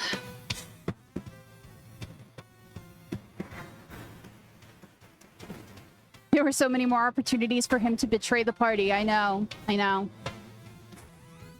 So the headbands are useful because they do, they add a little bit of extra damage, which we so desperately need. We have Bakasider, Berserk Sid. So the only thing that breaks Barbariccia per spin, of course, is Kain's jumps. You can do a little bit more damage to her when she's not in the whirlwind form. Although, heck if I ever see it. So, but every time you do hit her in the whirlwind form, that word is a tongue twister on my own tongue, you'll see violent winds are inhibiting attacks. Don't attack while she's in spin kind of thing, right? We also put Rosa on auto high potion. And the way that auto potion works in this game is that she will automatically use her next high potion on the person with the next lowest HP, which because of these weak spells, which are tornado in this game, it's pretty dang helpful.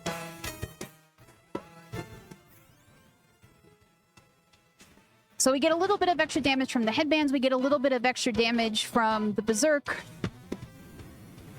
and now we just kind of gotta wait. The person who translated it from the original version where it was Barbariccia. That person.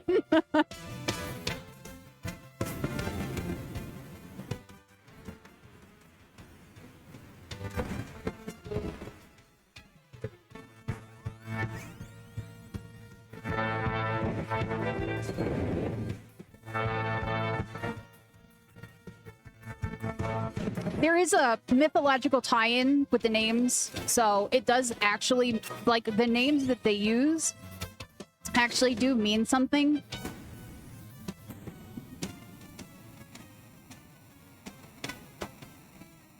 And that is 3 elementals down. Yeah, the original game definitely had a few questionable translations. It's fine, though. Look, at the end of the day, for the time period, not bad. Also, this is the only place that Rosa learns exit. Kind of like with Rydia and Fire. So, yeah. We also had white in the OG North America version because holy had religious connotations. Yeah. Anyway. But yeah, there were definitely some interesting censor decisions back in the day. So we're brought back to Baron Castle because apparently not only does Rosa's exit bring us out of the Tower of Zod, but it brings us back home. I mean, it works, right? And because, you know, Enterprise is Enterprise, it followed us home and we get our airship back. White or Pearl? At least with white, it has the more of a connotation of being used against a shadow element or a dark element. So I think it's slightly more fitting. Oh yeah, we also got a magma rock from Cain, but he's like, I don't know where to use it. Luckily, I know where to use it. Because there are more than the 4 crystals that we thought there were. And that magma rock is essentially our key to the Underworld, where there are more crystals.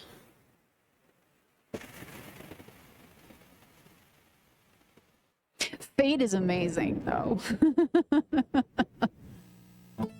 Not gonna lie, Fate is amazing. So we drop our key, the mountain explodes, and we have our way into the underground. And this part is always great. Like, all the little airship chase scenes are always really amazing because essentially anytime you're flying over the overworld, and you're like doing the actual chase scenes, and not this, but when we get to the next part, as soon as you're going to hit a wall, it kind of like fades out and back onto the airship, and when you fade back into the chase scene, you're at a completely different part of the underworld, and it's like, how did we get here?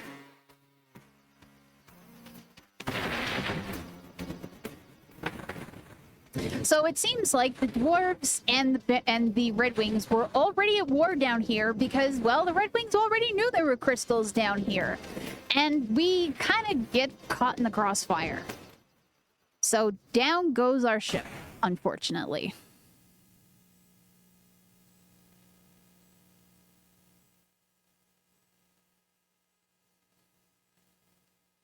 But everybody is fine because this game doesn't have fall damage. And luckily for us, we landed in front of this convenient castle. We are gonna do a little boop, and then a little boop. Yeah. It's fine, y'all. Everything is fine. So this is the dwarf castle. We get the dwarf King Gaiet, and he's like, well, a lot of our crystals have already been taken, but we have 2 left. One of them is right here behind my throne room. And Sid's like, okay, cool, I'm gonna go fix the airship while Yang spots some sus activity behind the wall.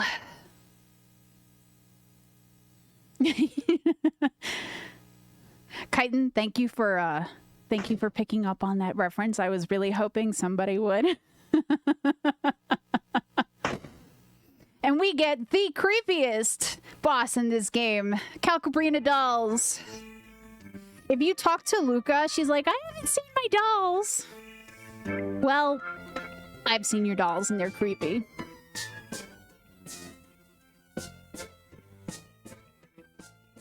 So this fight is going to go very differently than it does in the OG SNES version. We are going to actually incite the big doll rather than try to kill off the blue dolls and red dolls in sync. So you jump, and then you attack, and then you do some cure stuff.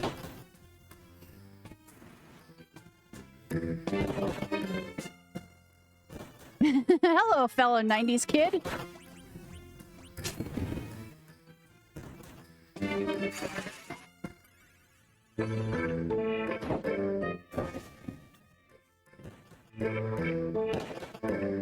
These dolls definitely do a lot of damage. A lot of damage.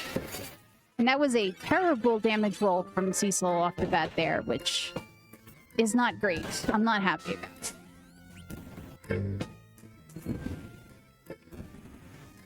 Okay, so the dolls will combine now that half of them are gone.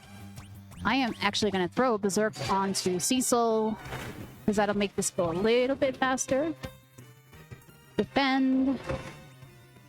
Oh, thanks. Thanks. That's great. The dolls are unkind, y'all. Fine. Have it your way.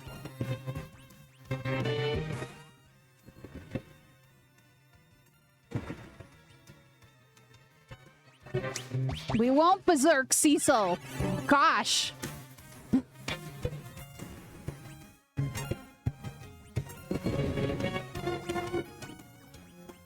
This fight is not playing very nice, and I'm not very happy about it. I just thought you should know.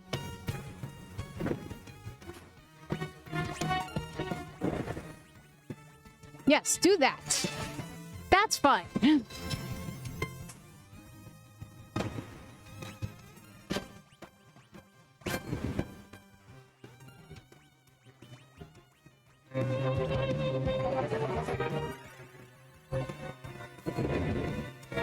By the way, we purposely had Yang not attack. If you're sitting there going, well, Yang could do some extra damage, and it's like, for the extra amount of damage he does, not really.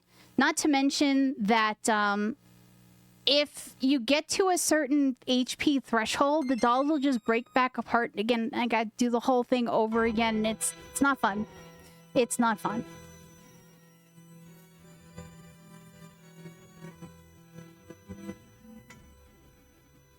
the dolls are gone, thankfully.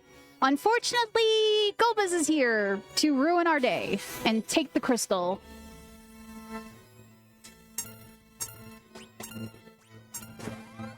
I am going to do that just for a little bit of safety here. And thankfully, we got Kain into the air, so he is not going to be affected by the shadow. This cutscene will go a little bit faster without Kain and with Yang already down. Technically, the Shadow Dragon that he summons kills everybody except for Cecil usually, but when Kain's in the air, you can't reach him. So, we get a Mist Dragon out of nowhere. Who could that possibly be? It's Rydia! Just got bioed in the face. Thankfully, Golbez is weak to fire. We have a fire sword, and we have Kain. So, yeah, this is, like, not even an issue.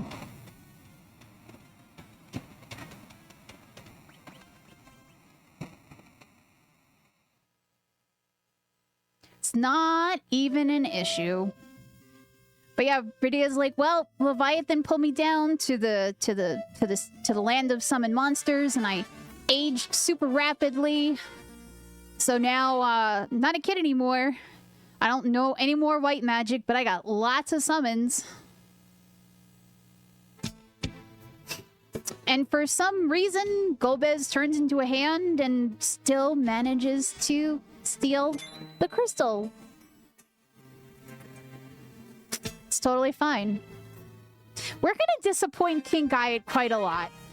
That's only the first time. Just sit back. So, with the crystal gone, King Gaiad's like, well, maybe you can go to the tower and they might have some crystals there. And, you know, you can get some of them back, right? Oop, I want this because we need one of these and two of these. And then go upstairs. We're gonna pick up another Baka cider just in case. Pick up another elixir. Pick up the power armlet. Grab the dwarf axe. We're gonna go to the other side and do a little bit of shopping. This is why I can't have step routes, y'all. I cannot walk in RPGs. We want 45 of these. We want 45 of those. And then we're gonna take the downstairs exit.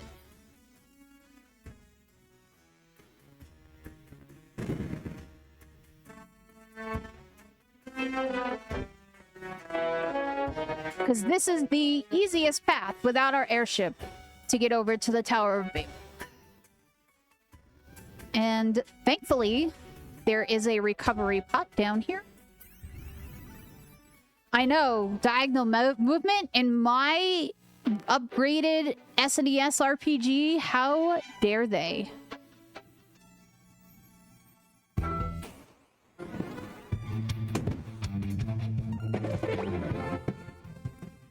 So we're gonna do some casual stripping, y'all, and take everything off of Cecil and Kain. Again, just like earlier, it actually has a reason, I swear. We just need to run faster. Because otherwise, you do not get to run from anything in this area very easily.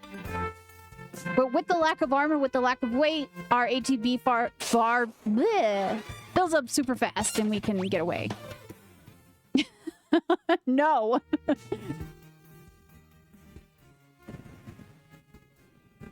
Our dwarf friends are here distracting whoever is in this tower for us so that we can sneak in under cover of bombs, I guess.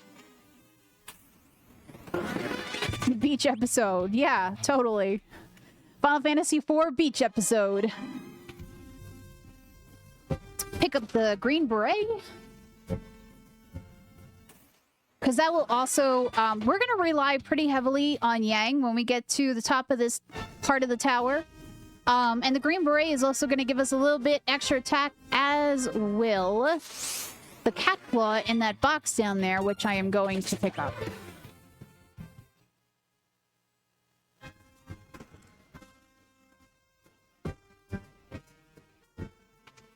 So those are the only two treasures that we do have to grab from here. Yes, there are some really decent ice weapons in some trap chests, but we do have enough money that we're just going to buy them when we get to the village of Oblon. So it's fine.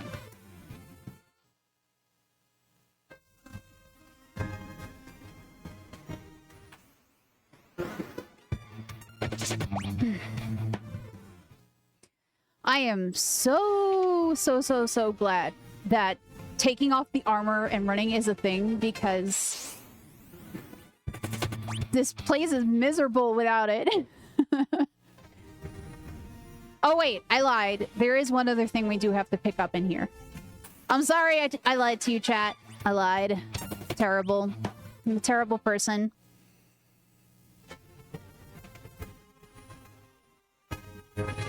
We are going to pick up this dry ether over here. I know. It's typical. I lied to you all. You can never believe in anything ever again. I'm so sorry. I'm so sorry, chat. Alright, so you're going to optimize Yang. We're going to put on the power armlet. We're only going to equip the flame sword. We're only going to equip the dwarf spear. And then rune armlet and sage surplice. And then flame rod for Rydia. And then one more thing is to switch spots. Do I need to... Wow, it hardly took any damage coming up here. Joke's on me. You didn't believe in anything. Sometimes that's how it be. So, power armlet, green beret, getting that extra damage from Yang when we get to the second part of this fight. Now, there is actually a specific reason for the flame rod, and I totally blanked on it when we equipped it on like Palom and Tella. The flame rod actually does increase the amount of magic damage done. And we're going to be using Titan to get through this fight a little bit faster. So you jump there, you attack there, you attack there, you cast Titan, you attack there.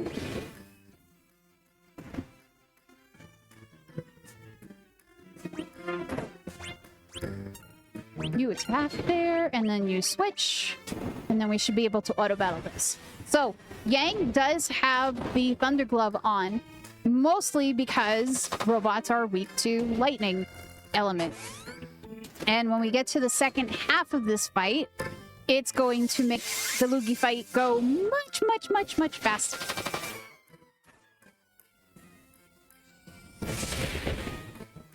Thanks. In that cutscene, where was Bolnav hiding? In his pocket? Question mark?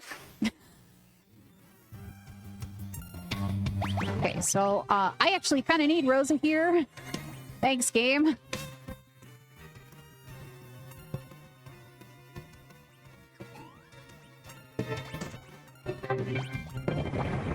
So that she can berserk Yang.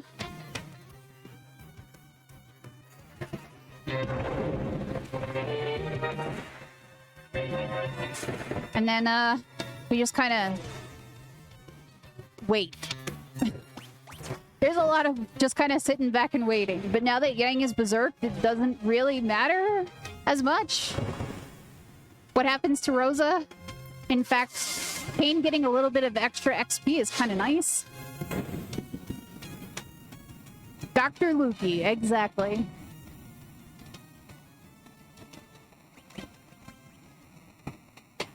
So we get the key because Dr. Lugae's like, well, we're just gonna have to kill the dwarves, I guess. We gotta stop the cannons to save the dwarves. And luckily for you, I didn't end this battle poisoned. Look, walking with poison, and you saw it on Mount Ordeals, is not as bad in this game as it is in the SNES version. It's still not great, though.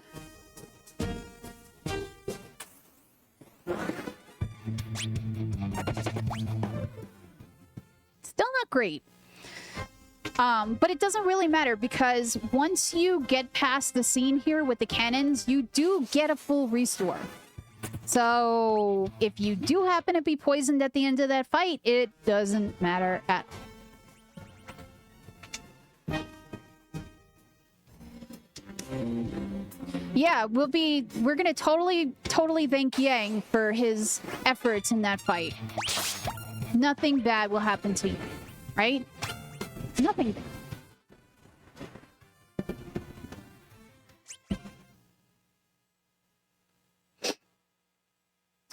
So, little underling Dark Imps still set off the cannons. And Yang's gonna save the day, y'all. Again, Yang is gonna save the day. Tell my wife I love her.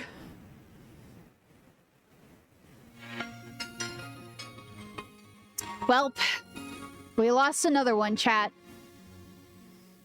He punched those cannons so hard that he exploded them.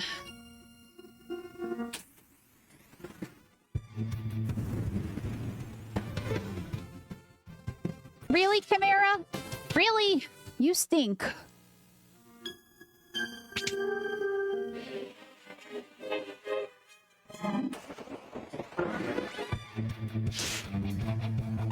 The only thing we can do is, thank our comrade by getting the heck out of here.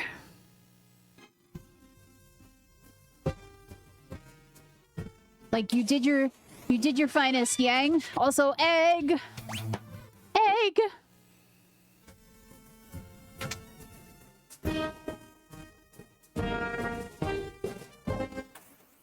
And you cannot teleport out of here because of the cutscene at the bottom of the tower. So don't even think about it. Wow.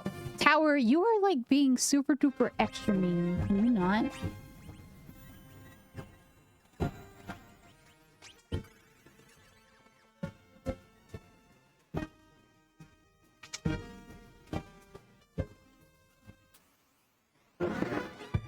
Does everyone in the party just phase into Cecil when they all move? Yes. Sure.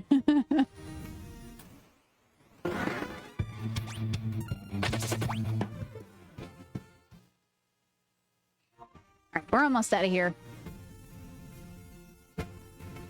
Oh no! It's Golbez! He's gonna take our bridge away and stuff. Make us fall into the lava below.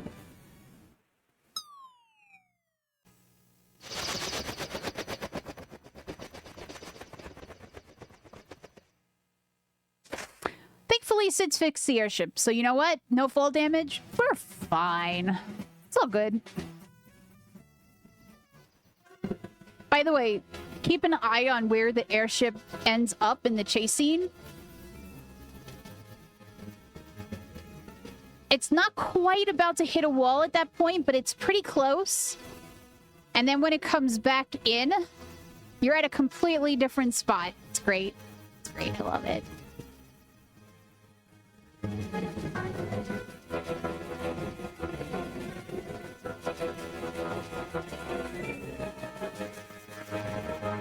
But Red Wing's trying to chase us out of here. And Sid's like, I got an idea. Cecil, take the wheel. Yeah, also suddenly 5th party member again. I always like having 5 members in my party, right? It just makes things easier. Oh, well, never mind.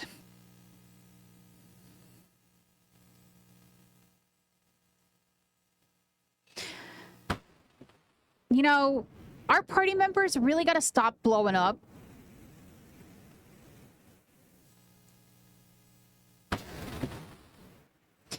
Yeah, no fall damage. He's fine. It's totally fine. Totally fine.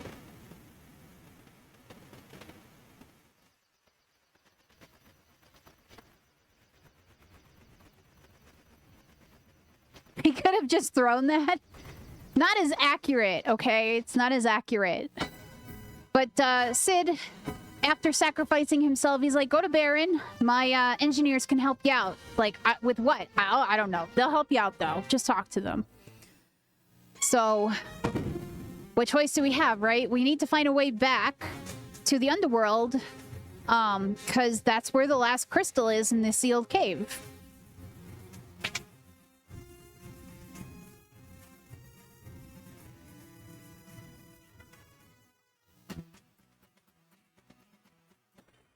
And of course, you get the nice little cutscene with repairing, fixing, changing the airship.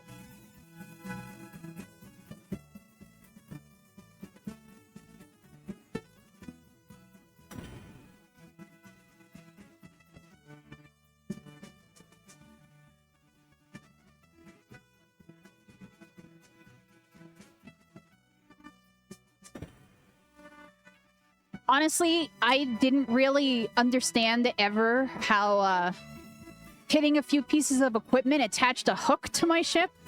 That's some real magic right there.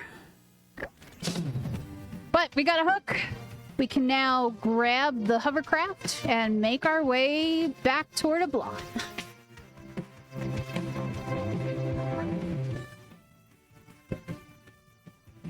Yeah, it's a lot of dancing and spinning involved in this magical incantation of attach grappling hook to ship. Also, I can't park right next to my hovercraft because if I do, I'll just end up picking up my hovercraft instead of landing. Alright, that's it. That's the last time we have to deal with the hovercraft. It's all done, y'all.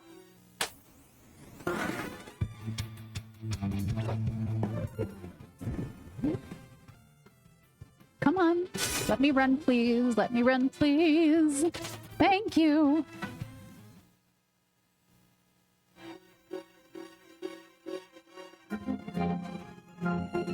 So, when Ablon got destroyed, all the people went down here to kind of like regroup. All we're gonna do though is make a quick stop through to get an Ice Lance and an Ice Sword. Ice Sword is not the biggest deal, but that Ice Lance is gonna do some heavy lifting on Ruby. Yes, there are Final Fantasy games where Cid is indeed a villain. Pretty cool one at that, in my opinion. But not in this game. So I picked up an ether in the first room. We do not need anything in that one. We need a couple of things in this room if the bats will let me run. Please let me run. Please let me run. Please let me run. Thank you. Pick up these elixirs.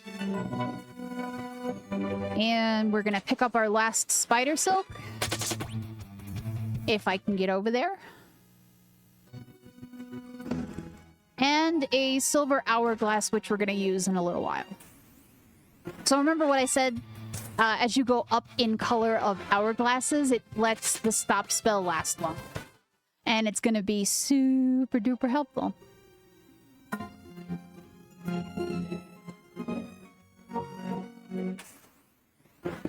Also, I'm really sorry.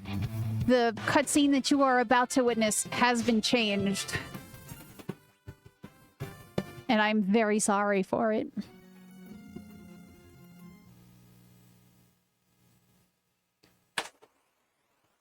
Because we run into Prince Edge of Ablon taking on Ruby.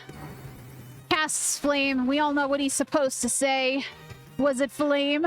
Let me show you how, but he doesn't say it in this version, and I cry every time. I cry every time, y'all. He does. He says, let me show you, but it's not the same. That leg, though. That leg.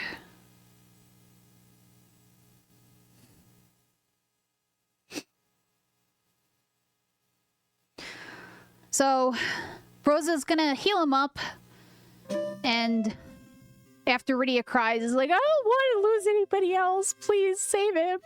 So Rosa's like, okay, I guess so.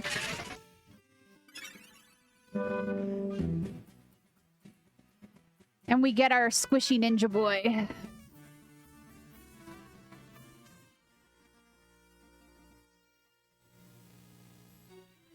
One more item grab, and then we're going to get rid of everything on edge except for a cat claw. We're going to give Cecil Ice Sword. We're going to give Cain actually quite a bit. Ice Lance, Power Armlet. We're gonna give him the Black Belt Gi that was on edge, as well as that Green Beret for extra damage. And then we should be good. Yeah. Okay. So, Edge is already pretty fast to begin with because of Ninja class. And by, again, taking that armor off in this place where I have been having trouble running from everything, I should hopefully have slightly less trouble running away. Slightly less. I am going to heal up, though. And Catclaw does also give him a little bit more agility as well. So that is the only reason that Edge gets anything back, is because it gives him a super speedy ATB fill. And that will become invaluable for some of the fights we have up ahead. Apparently, we still can't run from this one, though. Game, please.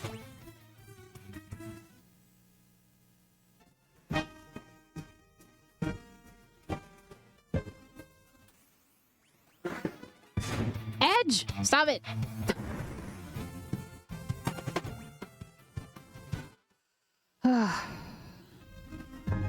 But we are about to encounter the most scary of the four fiends, which is Rubicante. Good old Ruby and his leg.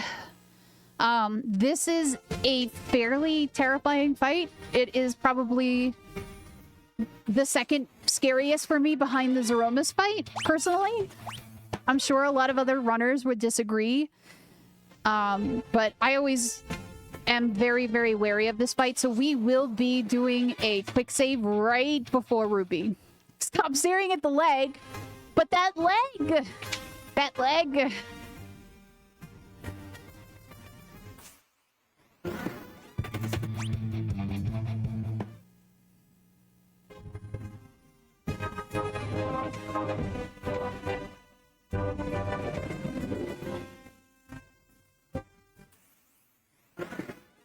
The good thing is I already did all of my equipping, so I can just go right into this if I can get out of this fight. Please? Thank you! Thank you! Alright, so before we get to Ruby, we of course have the transformed King and Queen of Eblon after Dr. Lugae has done some terrible, horrible experiments on them. It's actually pretty awful, to be perfectly honest. But this is also a timed battle, so there really isn't much you can do here aside from defend and wait. Pink tail percent. No. No, thank you. The RNG needed for pink tail to get lucky enough, and then having to trek all the way off for adamant armor is unfortunately just not worth it. Like, adamant armor is amazing, and it would make this run 5 million times safer. Oh my goodness. Alright, I might get a little bit quiet during this fight as I try not to die horrible death. But we got a quick save first.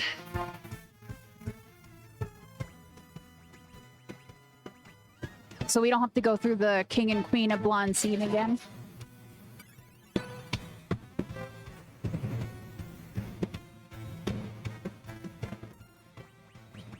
Okay, so we're gonna start with a couple of spider silks because Ruby is fast. She is way too fast.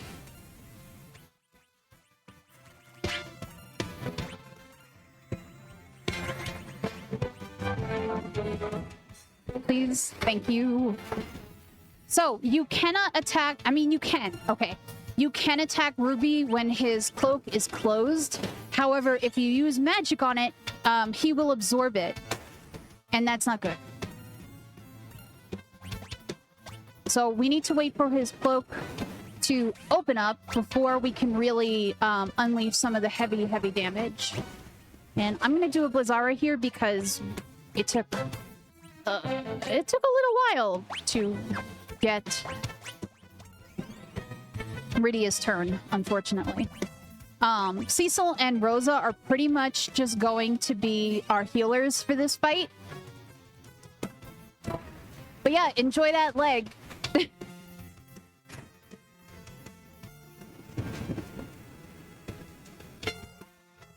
And you can see with the combination of equipment that Kain has on, he does quite a decent amount of damage.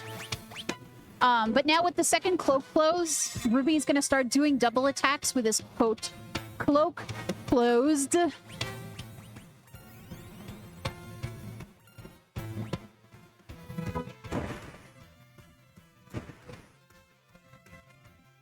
Good job. Good job, team. Okay, so cloak is opening. I'm gonna get you in the air. Gonna get you picked up. I'm going to forego a flood this turn and get him healed up a little bit. Inferno hits hard because we are super duper low level. Oh, you massive jerk. Fine. Do this. Also, anytime you do a physical attack on Ruby, he counters with Fire 2 or Fira. Whatever floats your boat, chat.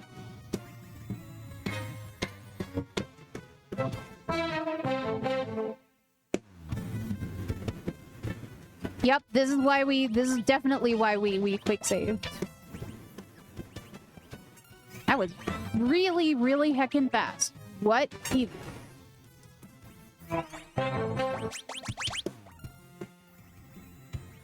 We should have time for Blizzara, right? Yes, good.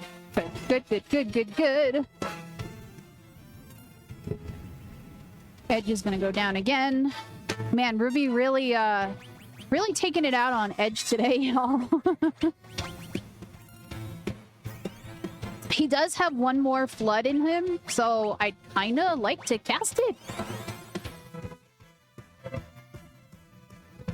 Go ahead, close your cloak.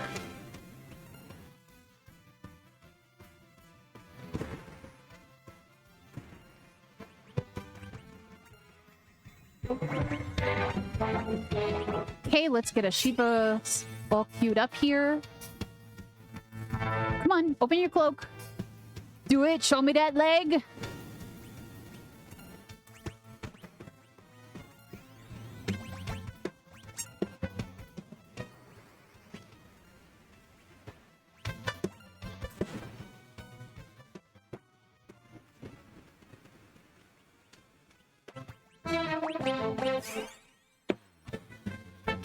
This is not a fun fight. Again, that's why I quick saved. But he should be getting pretty close.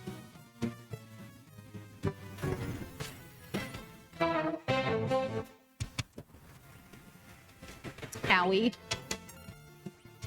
This is also why we bought 45 Phoenix Downs and High Potions.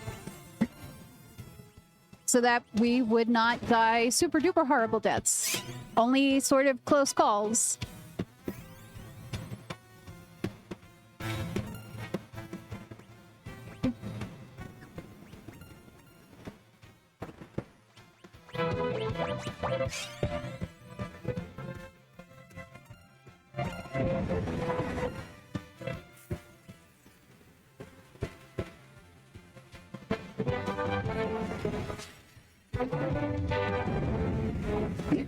Okay, now Edge can stay down. Alright, we did it! We are through Ruby! We did it, y'all.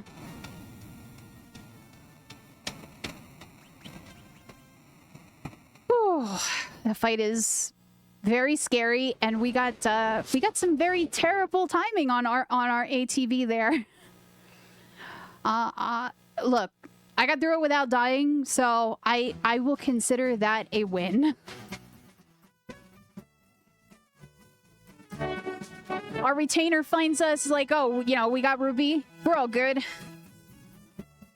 But there's some evil mastermind behind this. You know, like Golbez. We gotta stop. So I'm gonna go with these guys.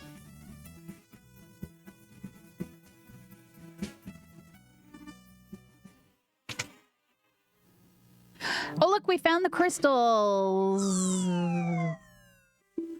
Darn it.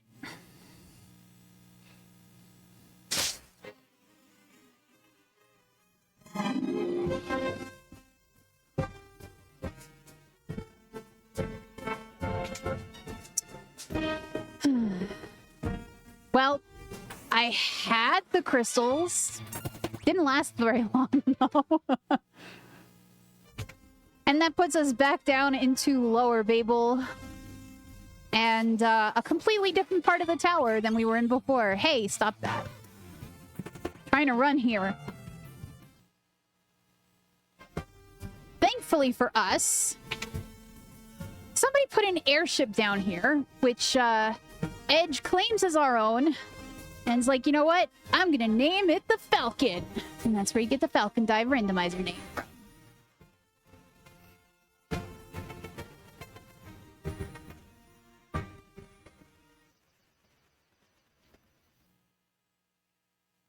Unfortunately, this airship kind of stinks.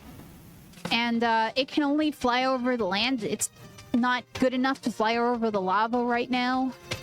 Doesn't have the right heat sensors and stuff.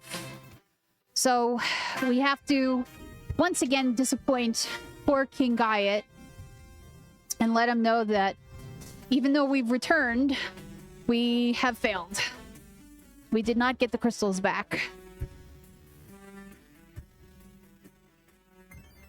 So Luca gives us her necklace so that we can get into the sealed cave and try to save and protect the last crystal. But we can't get to the sealed cave unless we can fly over the lava. So luckily for us, we didn't see Sid blink out of existence. He's still alive and ticking. Sid, can you please do something about our airship? And he happily agrees. And we get another nice little cutscene of random magical banging that somehow allows us... Banging on equipment that somehow allows us to fly over the lava. With your co-star, Edge the Ninja.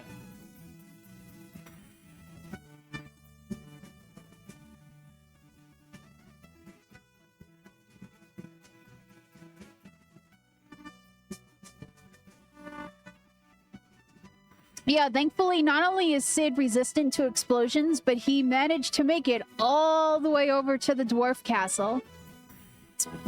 That's some major plot device right there, folks.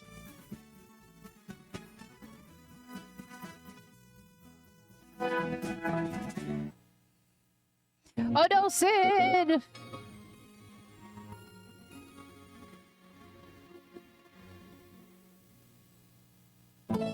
Oh, wait. Never mind. He's just asleep.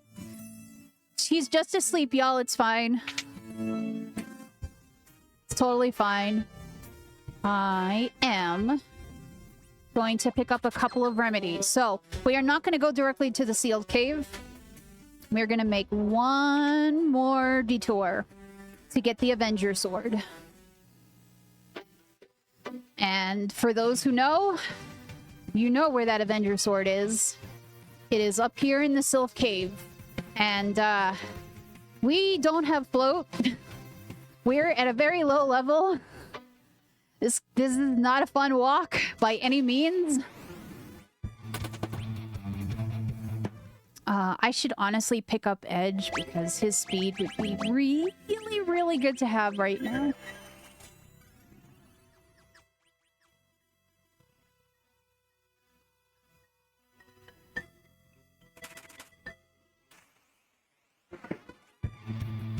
This is the reason that we did pick up the Silver Hourglass in a Blonde Cave, and the reason that I picked up a couple of extra remedies just in case.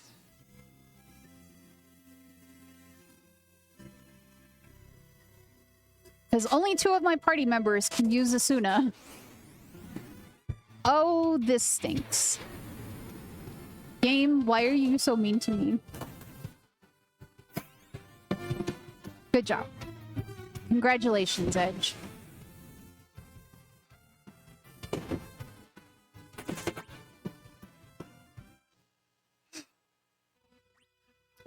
Let's, You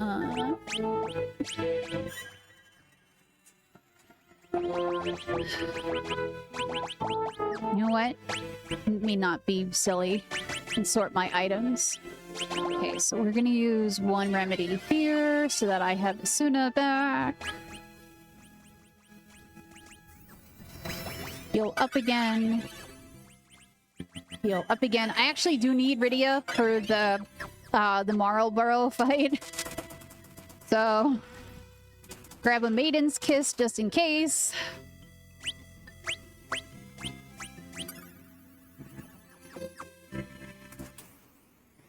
What's my favorite status effect? All of them. Those Marlboros, they're something else, for sure. Okay. Boop. First, so we want a high potion Kain. And... okay.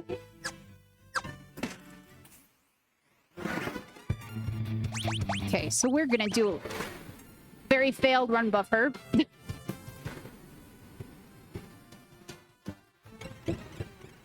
Alright, not as failed as I thought.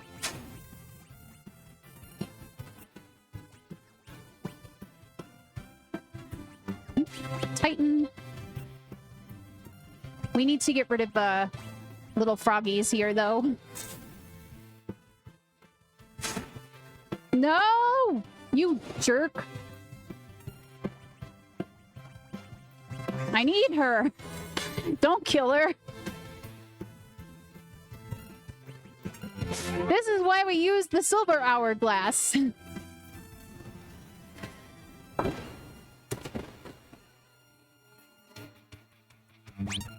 I don't have enough magic, do I? There we go. Now I do. So we need 2 Gaia's breaths and a few jumps. Now we can get rid of Rydia. Sorry, Rydia. I love you. Don't be mad at me.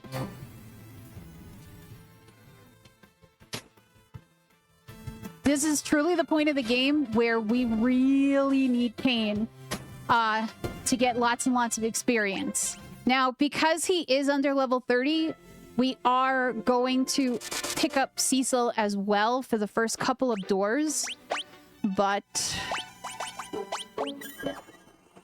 we're not going to need him after that. We are essentially, we just need a little bit extra damage from Cecil on the doors so that Kain just doesn't die.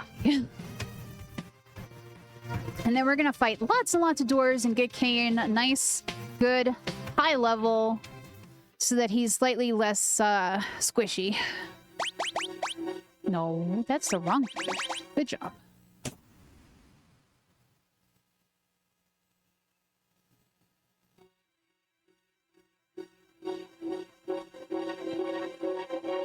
So, the Avenger, of course, auto-casts Berserk on us, but it does also give us a boost in speed, which helps significantly in another dungeon that we are horribly under-leveled for.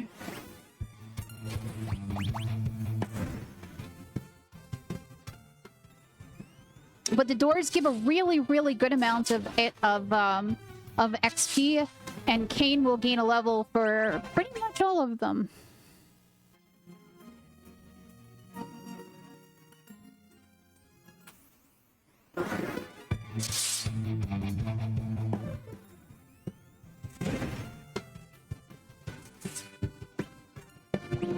Okay, now Cecil can go down.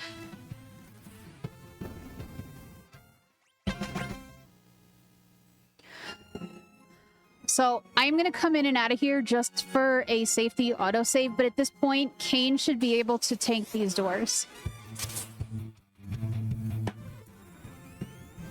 And we are going to destroy most of the doors in this place. We're only going to leave a few that are kind of out of the way. You don't really have to get as many as I'm getting. However, marathon run, safety, all of that good stuff.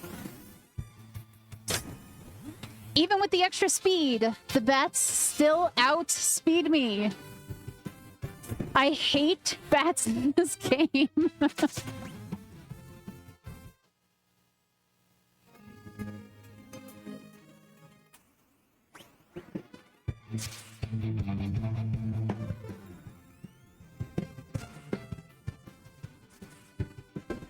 We are also going to make a couple of pit stops along the way here.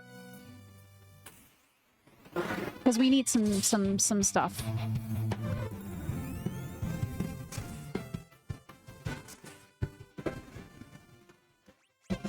Pets really suck. So we're gonna go in here and we're gonna pick up the light sword. We're also gonna pick up the black cowl at the end of the hallway. Again, we need that damage, we need that speed. So the plan with leveling Kain is that Kain is going to solo tank Zeromus at the end of the game. And I need him to be able to live through an accidental bio or big bang. Sometimes that might not happen anyway, despite the leveling. But we also need a decent amount of DPS damage for Kain. And if he's not at a good level, it takes a lot longer and a lot more cycles to get Zeromus down. Surprisingly, Kain is gonna hit real good. So, yeah. The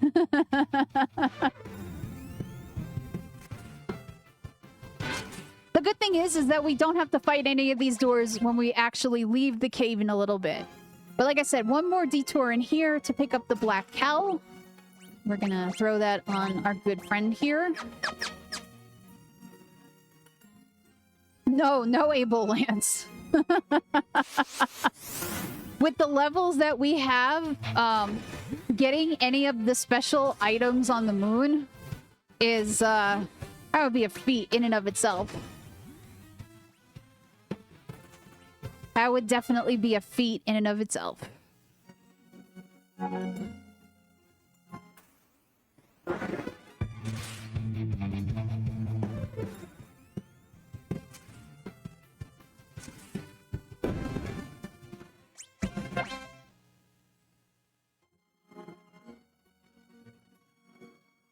Pick up another ether. But that one's right on along the way, thankfully. This is the last out-of-the-way door we're gonna fight. And again, I'm only really doing this one for just a little bit of extra DPS and safety. If you're going for world record, you definitely do not attack that door.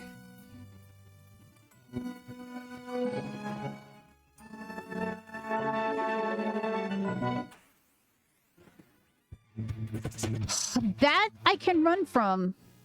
Game, you have some really weird rules about your agility.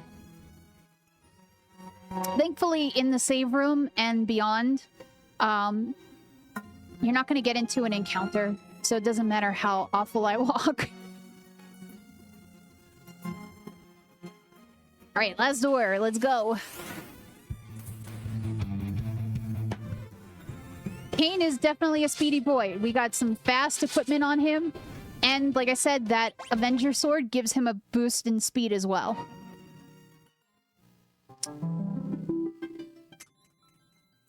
Alright, we did it. We got the Dark Crystal. We finally saved a crystal, y'all. However, I know it's waiting for me on the other side of this door. Some of you know it's waiting for me on the other side of this door.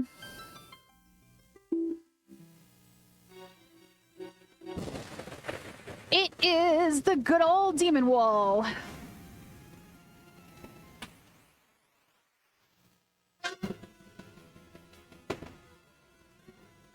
So the only reason, again, that we're picking up Cecil at all from his ground floor tank position is to get a little bit of extra damage in.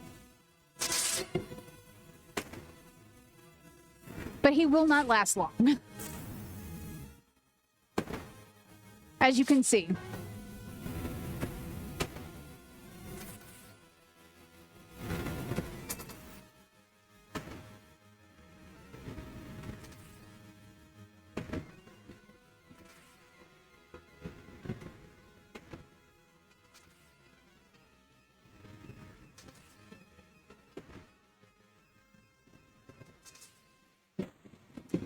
Ba-bam!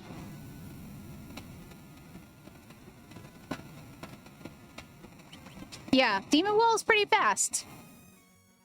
Not like FF12, but it's still pretty fast. Now, I will say you can technically use Rydia's Warp Spell to get out of here if you have it. But if you've been in and out of a lot of the different rooms, it's going to take you in and out of all of those rooms. But again, you cannot teleport out because plot triggers.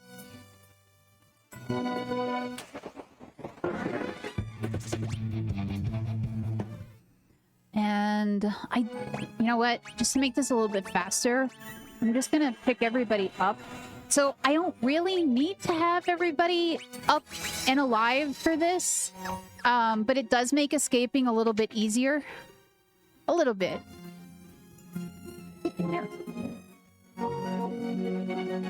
Technically, when you go through the cutscene at the end of this dungeon, you do get another full restore. So even if you leave and Kain is the only one that is currently alive, it does not matter. You're not gonna like get a random game over because you forgot to pick up everybody else. Also, that's what happens when you get a preemptive with the Avenger.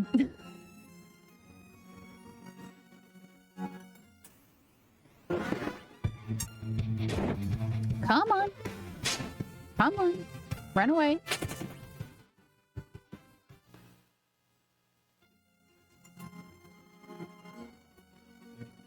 Thankfully, without all the walls in the way, getting out is much easier than it was to get in. And Kain is also at a more reasonable level for this area. So my agility is higher.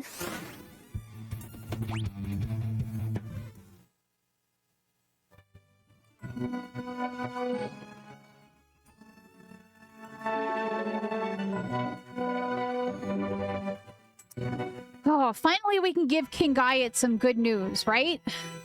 Well, about that.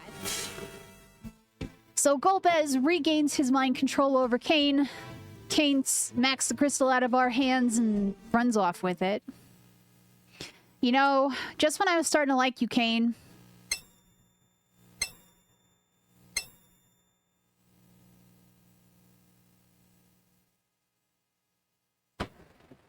just when I was starting to like you.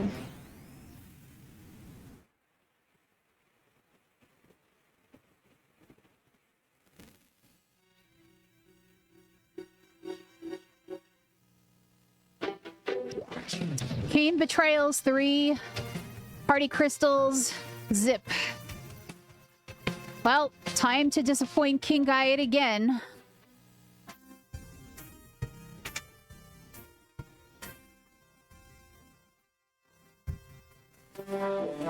Yeah, so the truth is, we lost your crystal.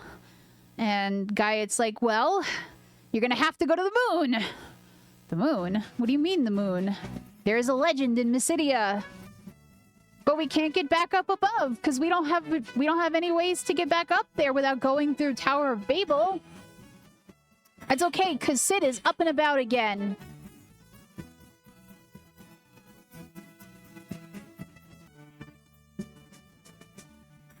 Which moon? The one that isn't the one that's terrible in After Years.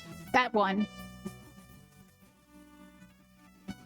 So once again, we hit some heavy machinery, and we get a drill attached to our ship.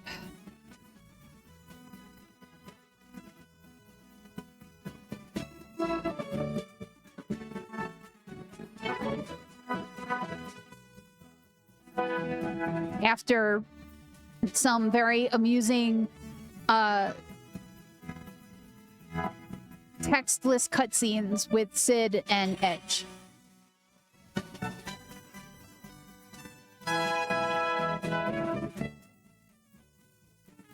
And a lot more jumping and spinning.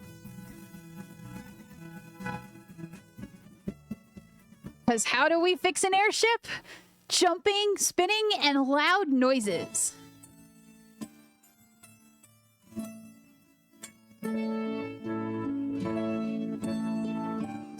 So now we can let Sid rest. We've gotten all we need. And you know what? We gotta go check on this whale thing to get to the moon. So let's go do that.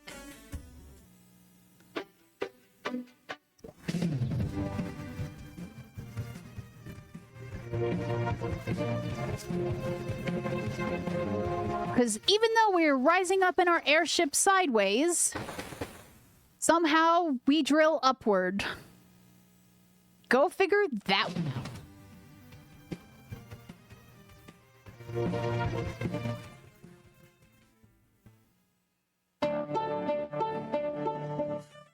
Also, I don't care what anyone says, the only version of this game where that thing looks like a heckin' whale is the DS version. In no other version of this game, not SNES, not the Pixel Remaster, not the PSP version, that thing does not look like a whale to me. It looks like a bird with a big, long beak.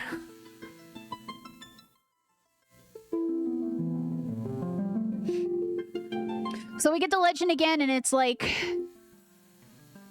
yeah, we were praying for the big whale for you all this time. What'd you think we were praying for? Your safety? Why do you think you lost so many partners along the way? We weren't praying for your safety. Is that Burv a jerk? Not in this case. Not in this case.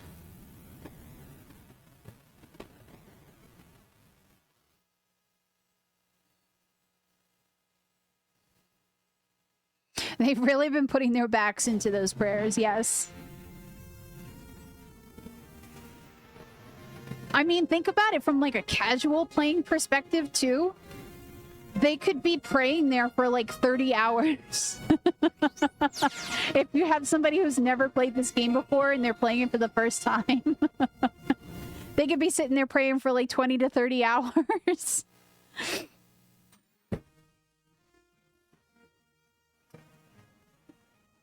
No, like, look at it. Look. I can't because the cutscene. Hold on, I'll explain.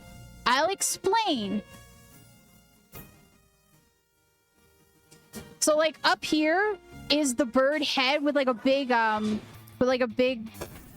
like, tuft of feather on its head. And then you have the long beak next to it, and then just a big, like, body. That's why it looks like a bird to me.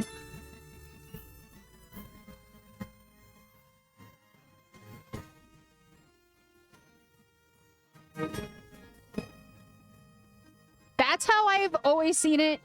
I am never going to be able to see it any other way. It's totally fine.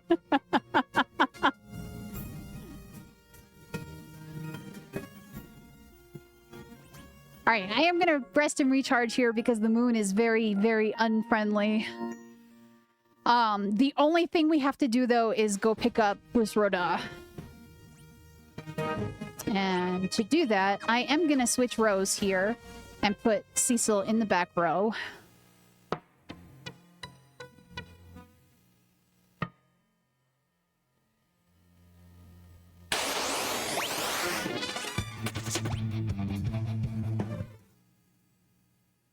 But yeah, the moon is very mean. The moon is also another one of those places where there's like a really really big spike in difficulty.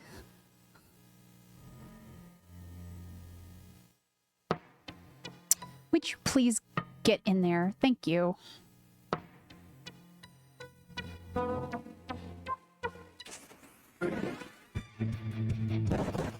Come on, let me run. Let me run! Bye, Rydia. Have a nice nap. Will it drop in 3 days? No. Thankfully not. Thankfully, this is not Majora's Mask.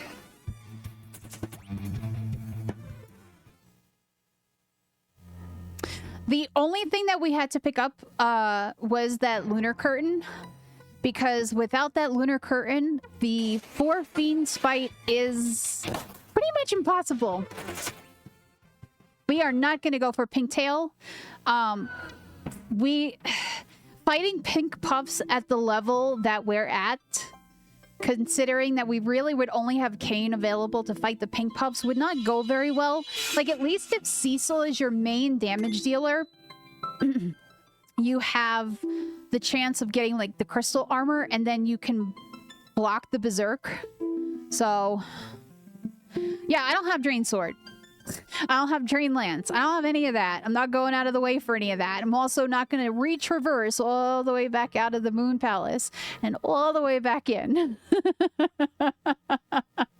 Yeah, no matter how good the adamant armor is and how free it makes this run, 100% not worth it.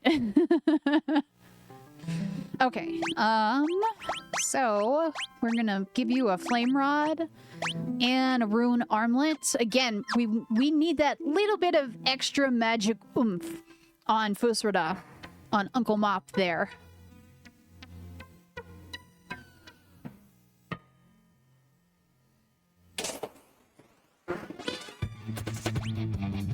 And the good thing is with Fusoya's level, I keep wanting, now I just want to say Fusroda.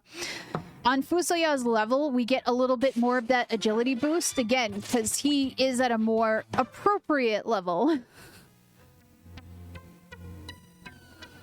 than we are. Especially considering almost nobody else has gained a level except for Kain since I went back into the Underworld.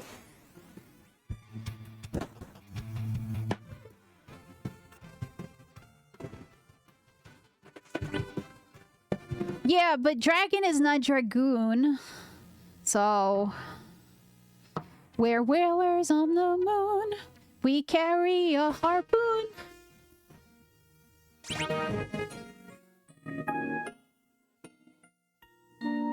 So we do something and tell tall tales and sing our whaling tune, I guess.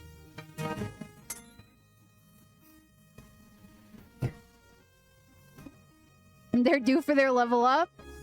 Yeah, totally.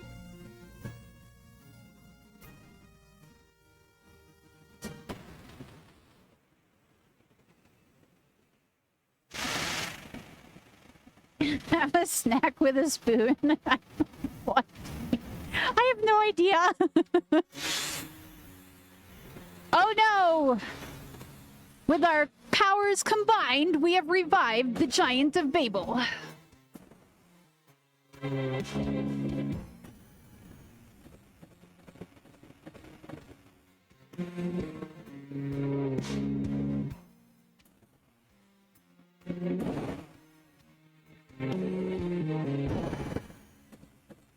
Oh my gosh. I can't even imagine adding the kind of RNG to this run that Legend of Mana has. That would be terrible.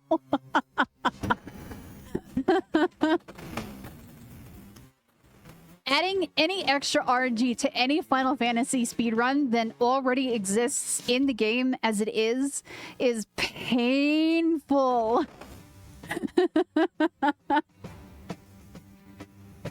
Thankfully, we're not alone. The dwarves and Yang and the sylphs that we never saw all coming to our rescue to distract the giant. Any boss can become unkillable for 10 seconds at any time. There's more than a couple of reasons I haven't done a Legend of Mana run in a long time. And our good old friend Sid is somehow on his airship. And Palom and Porum have been revived, and Edward's out of bed, and yeah. The gang's all here. Power of friendship, baby. And Fu's like, you know what? We gotta get up into that giant. We gotta stop it. So Sid takes us up. We get my favorite track of the game. And we're gonna head into that giant for one of the worst fights in the speedrun.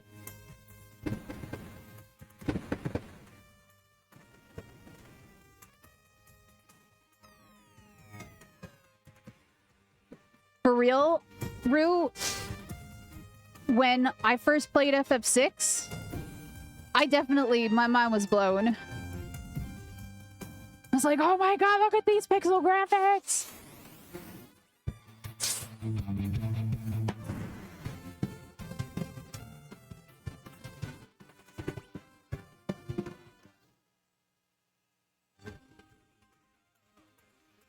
I love this track. The first time I played the Pixel Remaster for 4, I pushed and pushed and pushed so hard to get through this game really, really quick so that I could get through this point and hear what the remastered soundtrack sounded like. And it brought tears to my eyes the first time I heard it. It really did. I was very emotional hearing this track. I don't know why this track always resonated with me so much. Just sometimes things do that. I don't know.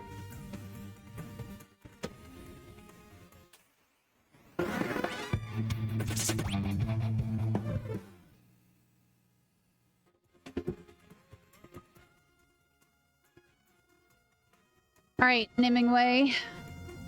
Okay, so we need some of these. Getting more than I need. One of those. A lot of these. A lot of these. That's good. Fine. Right. And then who needs? Okay. The good thing is you do get another full recovery at the four Fiends. Because of Ruby, you know. But yeah, this is also one of the scariest fights in the game, so I may be a little bit quiet here as well. Thankfully, we did have an autosave as soon as we came up. But yeah, this is a fight. So, bear with me, I will do my best.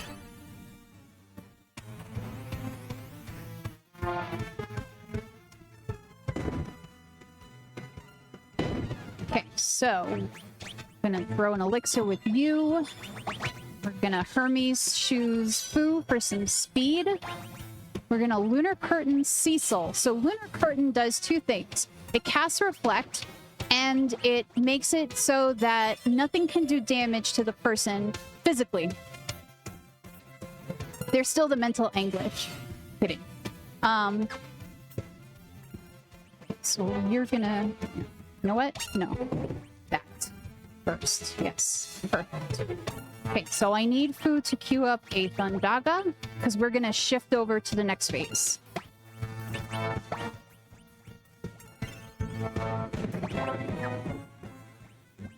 Okay, and then we're gonna throw Raise the Gods. So cover is great, because you can use cover to cover somebody who is not necessarily at critical HP, and we use it on Fu because Fu is gonna tank this fight.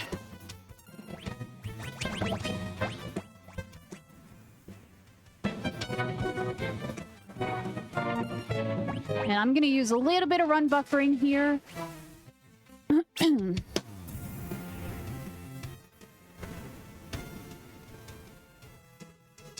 All right, this should shift over to Barbariccia. Perfect. There is one caveat for cover, though. And that is that Cecil himself cannot be in critical HP. So as soon as she uses Maelstrom, right there, I have to high potion Cecil immediately. And we're gonna holy her twice. We're gonna start picking a couple of people up off the ground.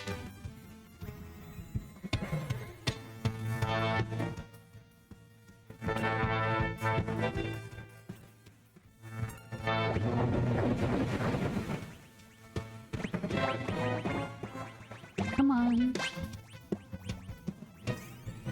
As much as I wanted to get off another holy there, getting Cecil back up was the more important thing. Okay, I do need to cast one more holy, and then we can get ready to shift the last phase over.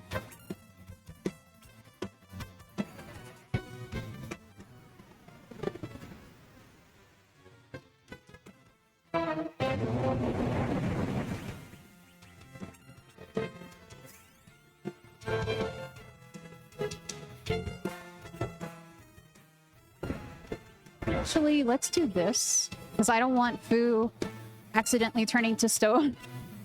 That would be really, really detrimental right now. So this is a little bit slower, but it's safer. Oops, I potioned the wrong person.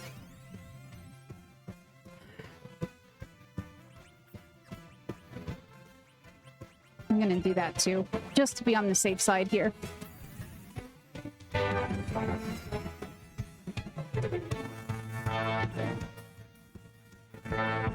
Okay, come on, one more Maelstrom. Thank you. Okay, so we're gonna queue up a Blizzaga. We're gonna queue up a Rage of the Gods to shift the phase over. We are gonna get an Arctic Wind off.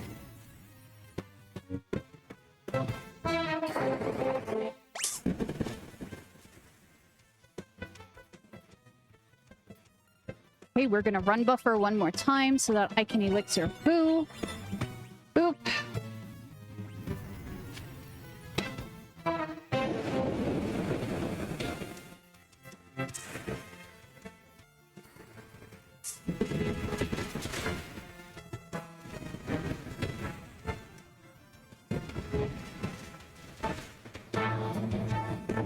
One more Blizzaga, come on. Yes! Oh, I could breathe for a little bit. For a little bit. Not that long, but a little bit.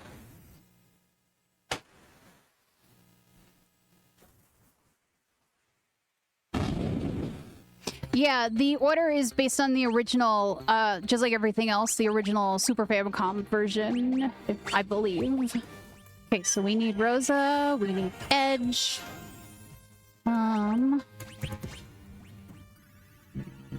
We need to take everything off of Rosa for speed. We need to put a wizard hat on you. And then we should be good to go and do CPU.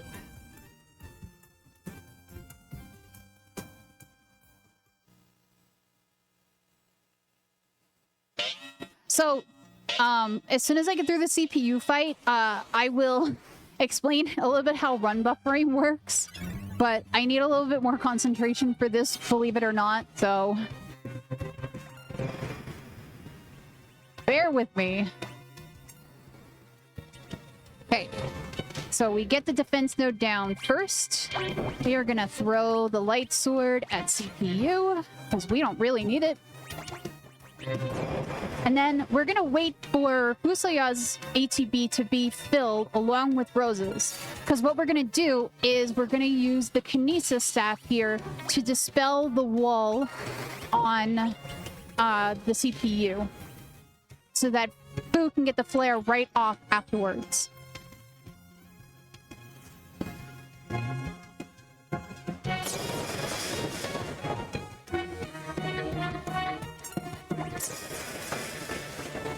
I'm gonna high push Boo.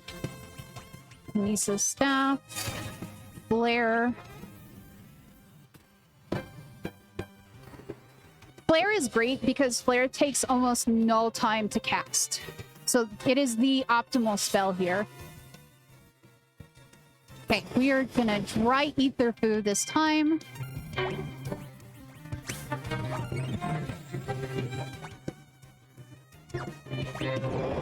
Nisa Staff and Flare again.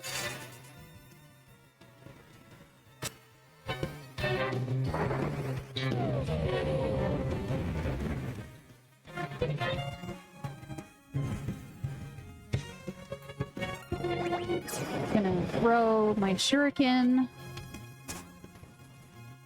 for a little bit of extra damage, and then we are gonna queue Fu up for a meteor.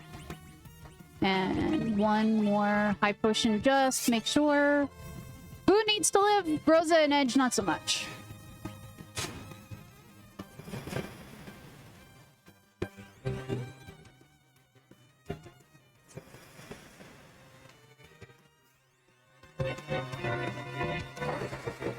And this should do it.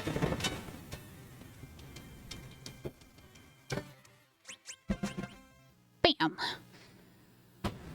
Okay, so just talk a little bit about the run buffering. So run buffering does exist in the SNES version of this game as well. Essentially, when you're in a boss battle, obviously you cannot run from the battle.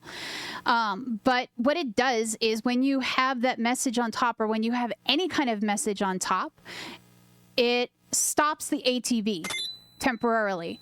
So if you're in that can't run menu on top, and you go into somebody's menu in the meanwhile, it kind of gives you a jump on the monster because your turn will happen a little bit faster because you have paused their ATB. And hopefully I don't have to use it again, but we might. So yeah, we're about to head into the last part of the game, y'all.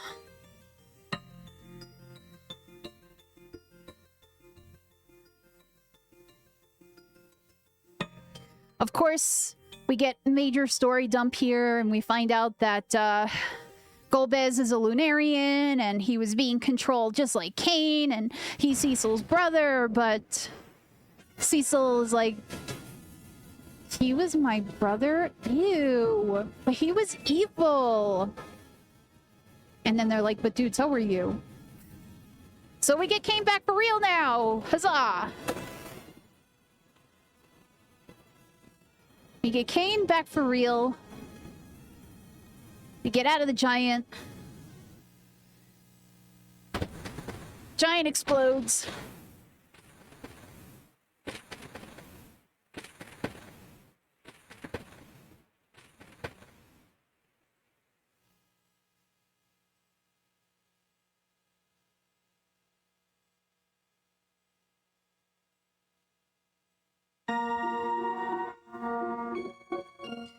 But yeah, Cain is like, I'm fine now, really. And Edge is like, really? Cade's like, look, if I betray you again, you can kill me. So, yeah, okay, fine.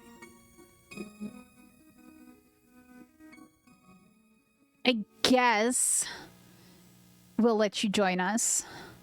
Honestly, that's great, because I need him. But, yeah, good old more 90s misogyny. And we're like, girls, you gotta get off the boat. Get off the whale. We'll take care of this. Dude, you told our only healer to get off the ship. What is wrong with you?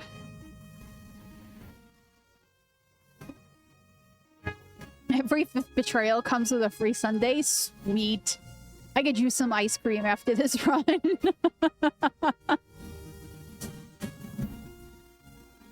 Cecil can heal. Yes. But not very well. And even though you can buy elixirs in the Nimingway cave, they're really expensive.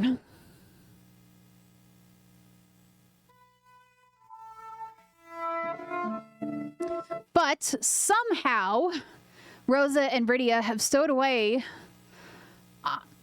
figure that one out.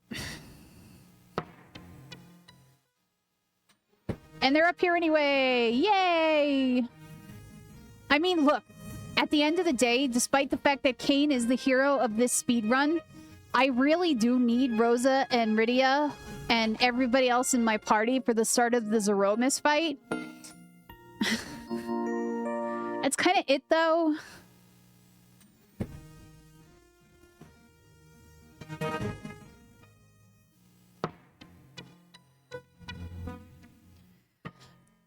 That's true. I mean, you definitely don't see, like, necessarily them being outside the ship. It could just be like a tube or something that leads to a staircase out, right? We don't actually see that.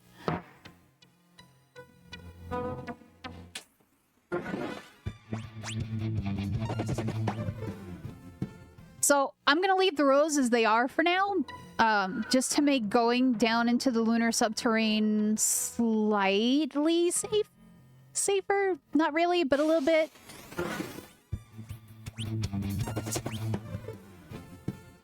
They held their breath really hard. I mean, look, as spaceships go, that whale definitely gets you from the ground to the moon pretty dang quickly.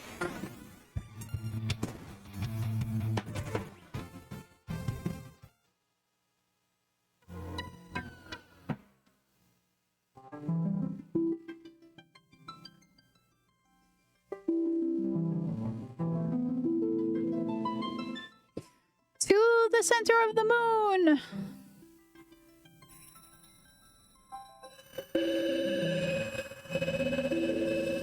We do have a lot of Lunar Subterrane to go through, though.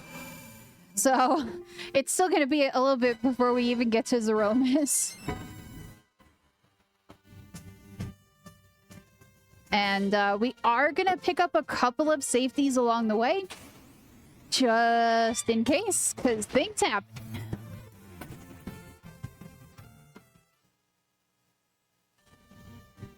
It's okay. Members of our party are just taking a nap.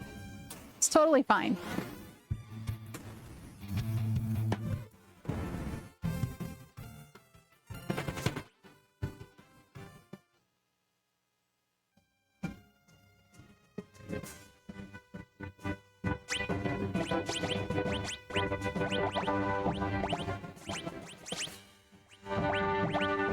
Alright, so all that same stuff I had on him before, yeah, I just put it back on. Stuff for speed, stuff for a little extra attack, a little more DPS. So here is our first small detour so that we can pick up the elixir in this room.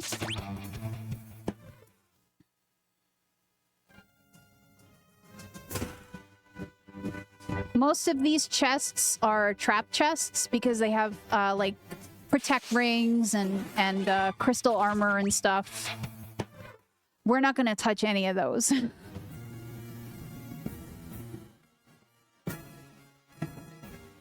One more slight step to the side here. We're going to pick up that chest which has an X potion in it.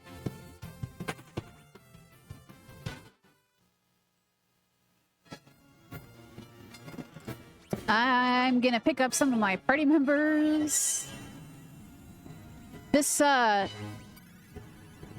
honestly, like, most of the second half of this game is very unkind at the levels that we're doing it at. So. Dang it. It's the one drawback of the Avenger is it is very fast.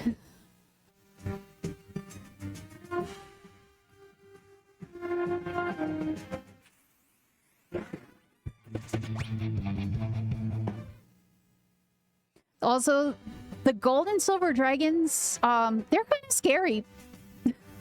They're kind of scary.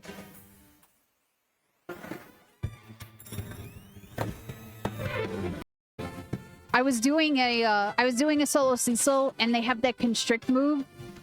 Yeah, it makes it harder. Much, much, much harder. That room over there on the right is where you would grind for pink pups if you had a siren, by the way.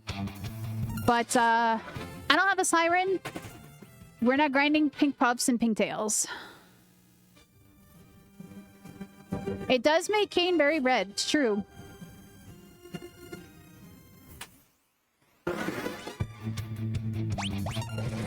Yes, Kain, we get it. You're attacking.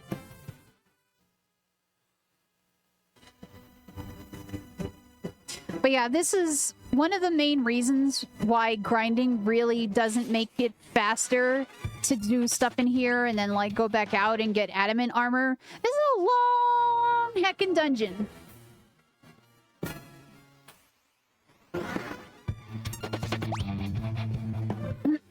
Little murderers are also very scary if you're gullible enough to use thunder on them.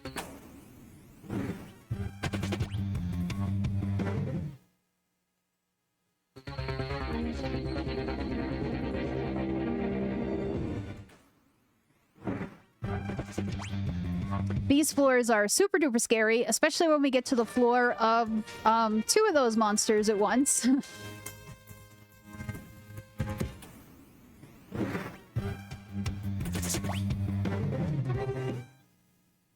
They are weak to it, and then they use it to murder your face. Owie.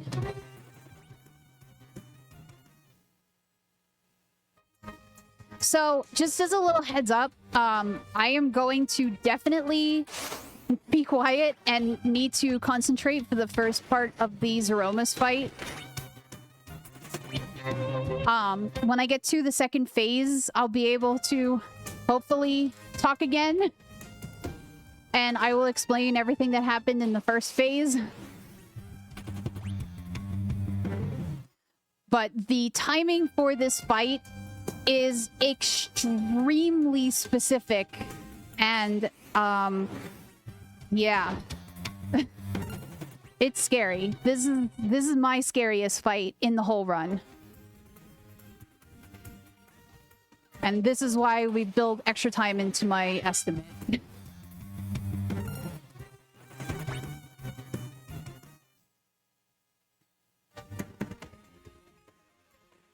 Alright, so let's switch the rows. Everything on Kain should be correct. Alright, we get an autosave here, thankfully. Let's do this. We, of course, do have to go through the cutscenes first. So, you know what? During this time, I'll give you a little bit of what's going to happen. So, we are going to start off the fight like normal. But we're going to do our best to get 3 spider silks off on Zeromus before his first big bang. Because when they patched this game and updated it, they made everything super stupidly fast.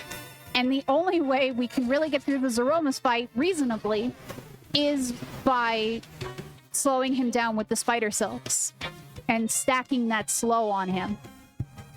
In addition to that, I'm going to be timing when Zeromus shakes and when he does his big bang and bio attacks, so that Kain should be in the air every time Zeromus uses big bang and bio, and then the next phase every time he uses big bang and flare. Now, sometimes you do get unlucky and you can't get all 3 spider silks off. Sometimes I can get around that, and sometimes I just die. So, again, that's why we have extra time built in. And if we need to restart, we can. Unfortunately, we do have to watch the cutscene again. We cannot save just after the cutscene. That's one of the really nice things about FF5 Pixel Remaster. You can save after that whole lengthy cutscene with XDev. Can't do that here.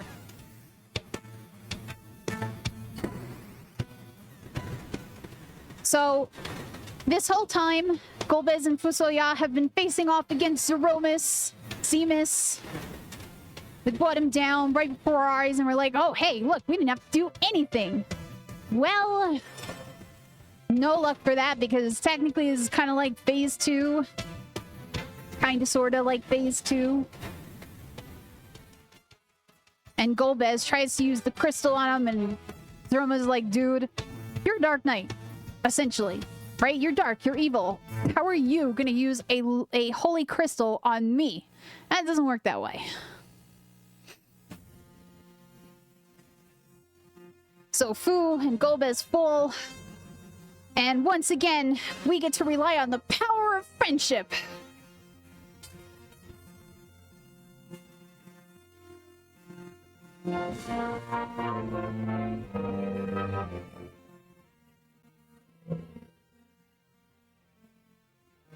Golbez will give the crystal to Cecil.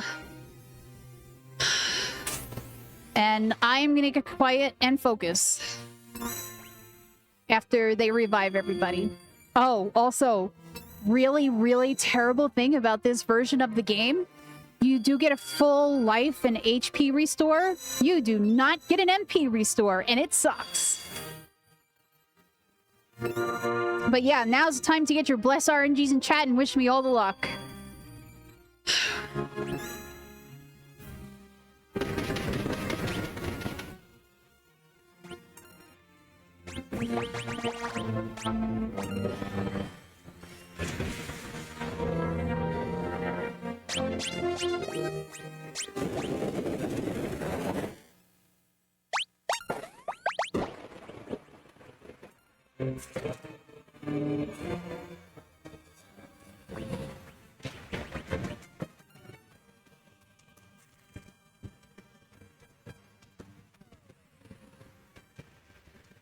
Alright, this is bad.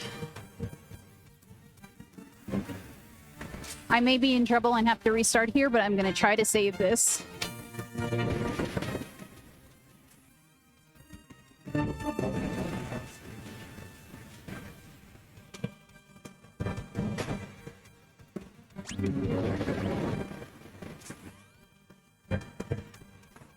Yep, that was bad.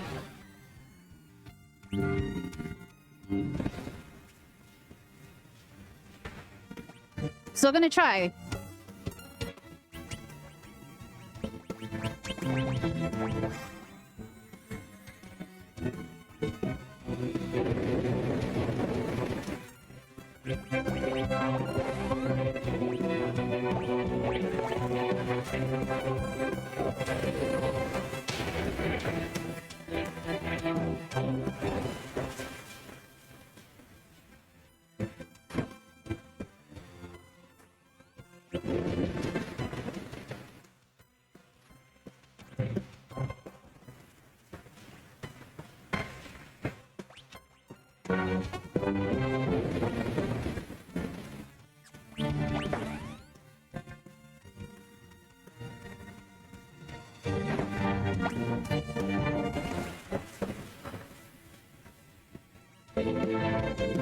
Okay.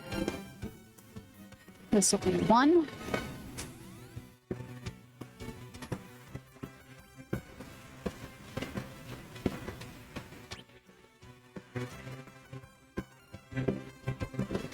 This will be 2.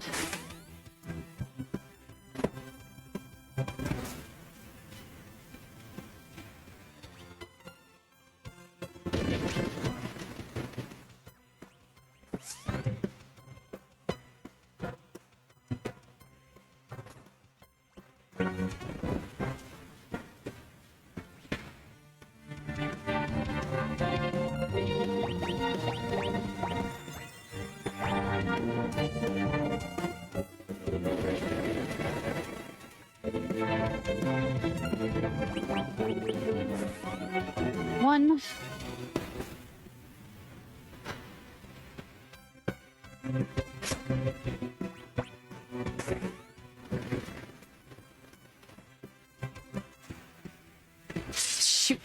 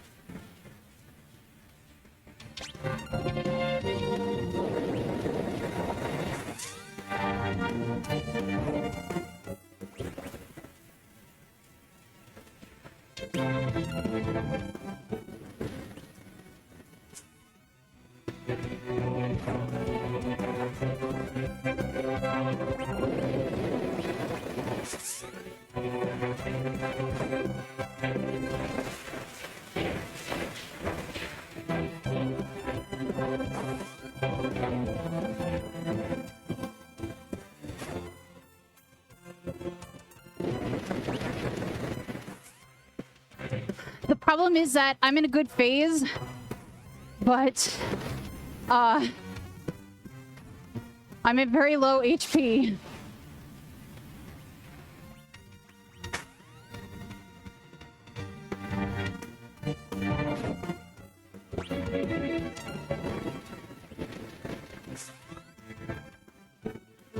So tonight I'll be for naught.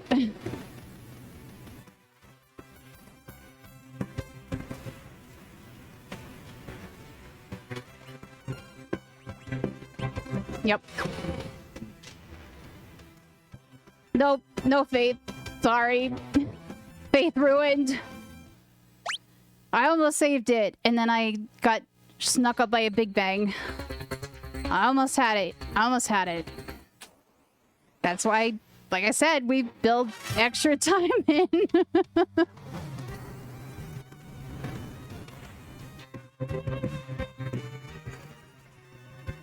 This is the darkest timeline, y'all. I'm sorry.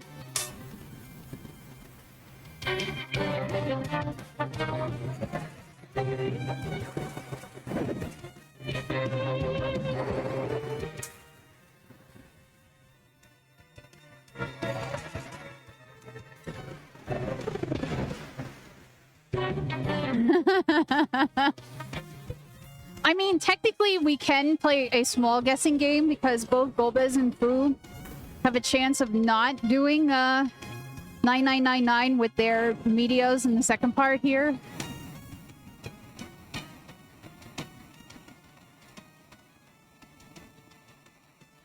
Marathon luck. It's totally RNG manipulation, right?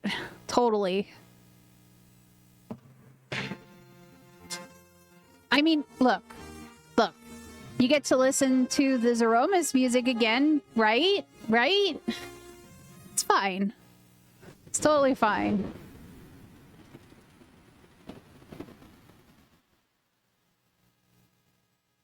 And more time with me? I don't know how much y'all want that, but... Except for Natara.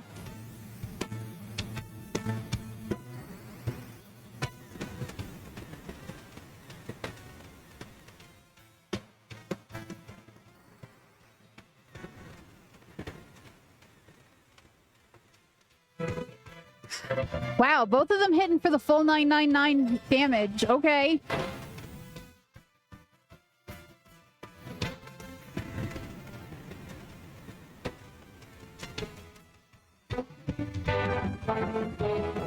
I love y'all too. We're gonna hope for better RNG on this. You miss guessing, it was fun. I agree. Like I said, the only thing you can really guess is at the very minute chance that either Fu and or Golbez don't get 9999.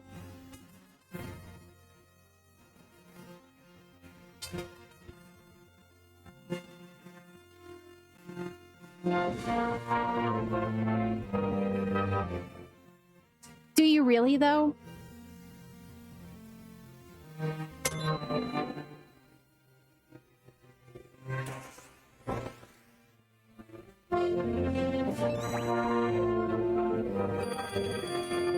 The Power of Opera Act 2. Yes, The Power of Opera Part 2.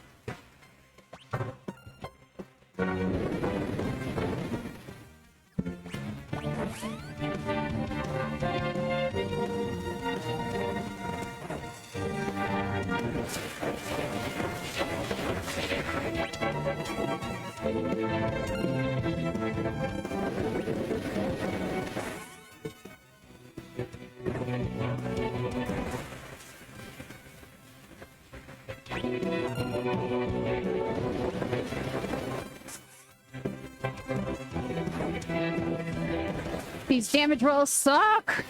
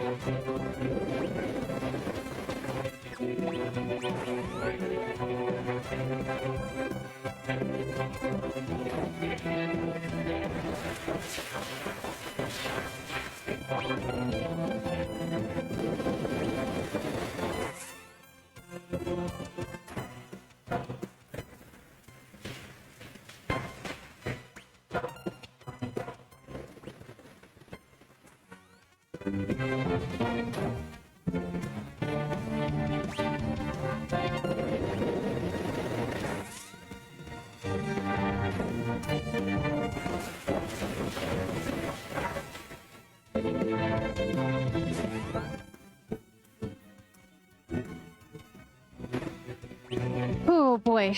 Okay. We're in a better spot. We're in a much, much, much better spot. I still have an elixir in my inventory.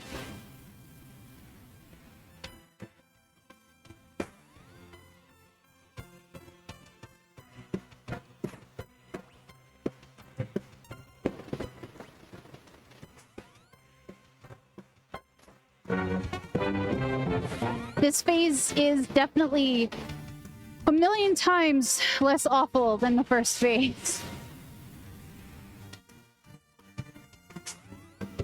But if you get unlucky, you can still get unlucky. But we're gonna try not to get unlucky.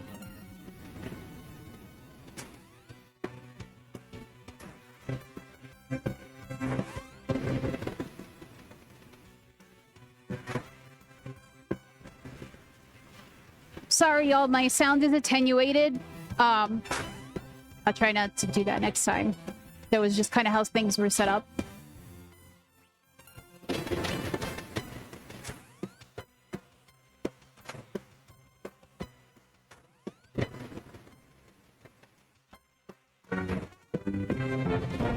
Kain, if you wanted to have some better damage rolls, this would be a great time.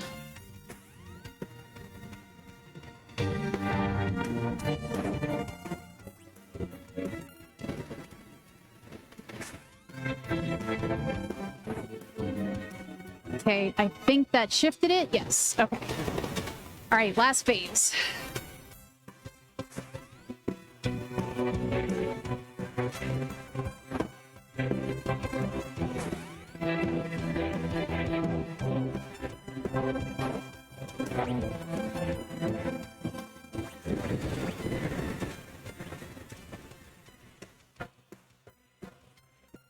And that's why we pick up an elixir.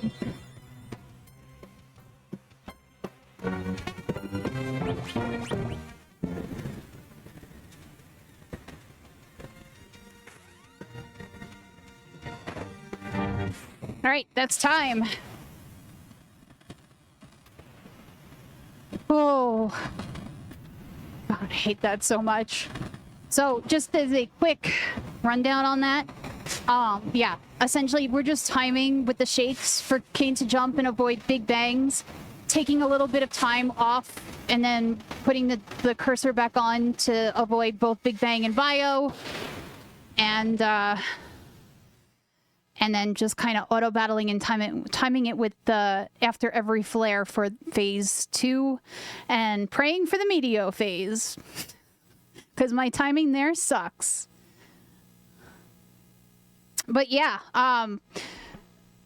thank you all so much. Thank you for questing for glory. I'm going to make this super duper fast. If you want to learn this run, we've got a really great guide. We got a good community. Come on, hop into the Discord. Check out the guide on speedrun.com.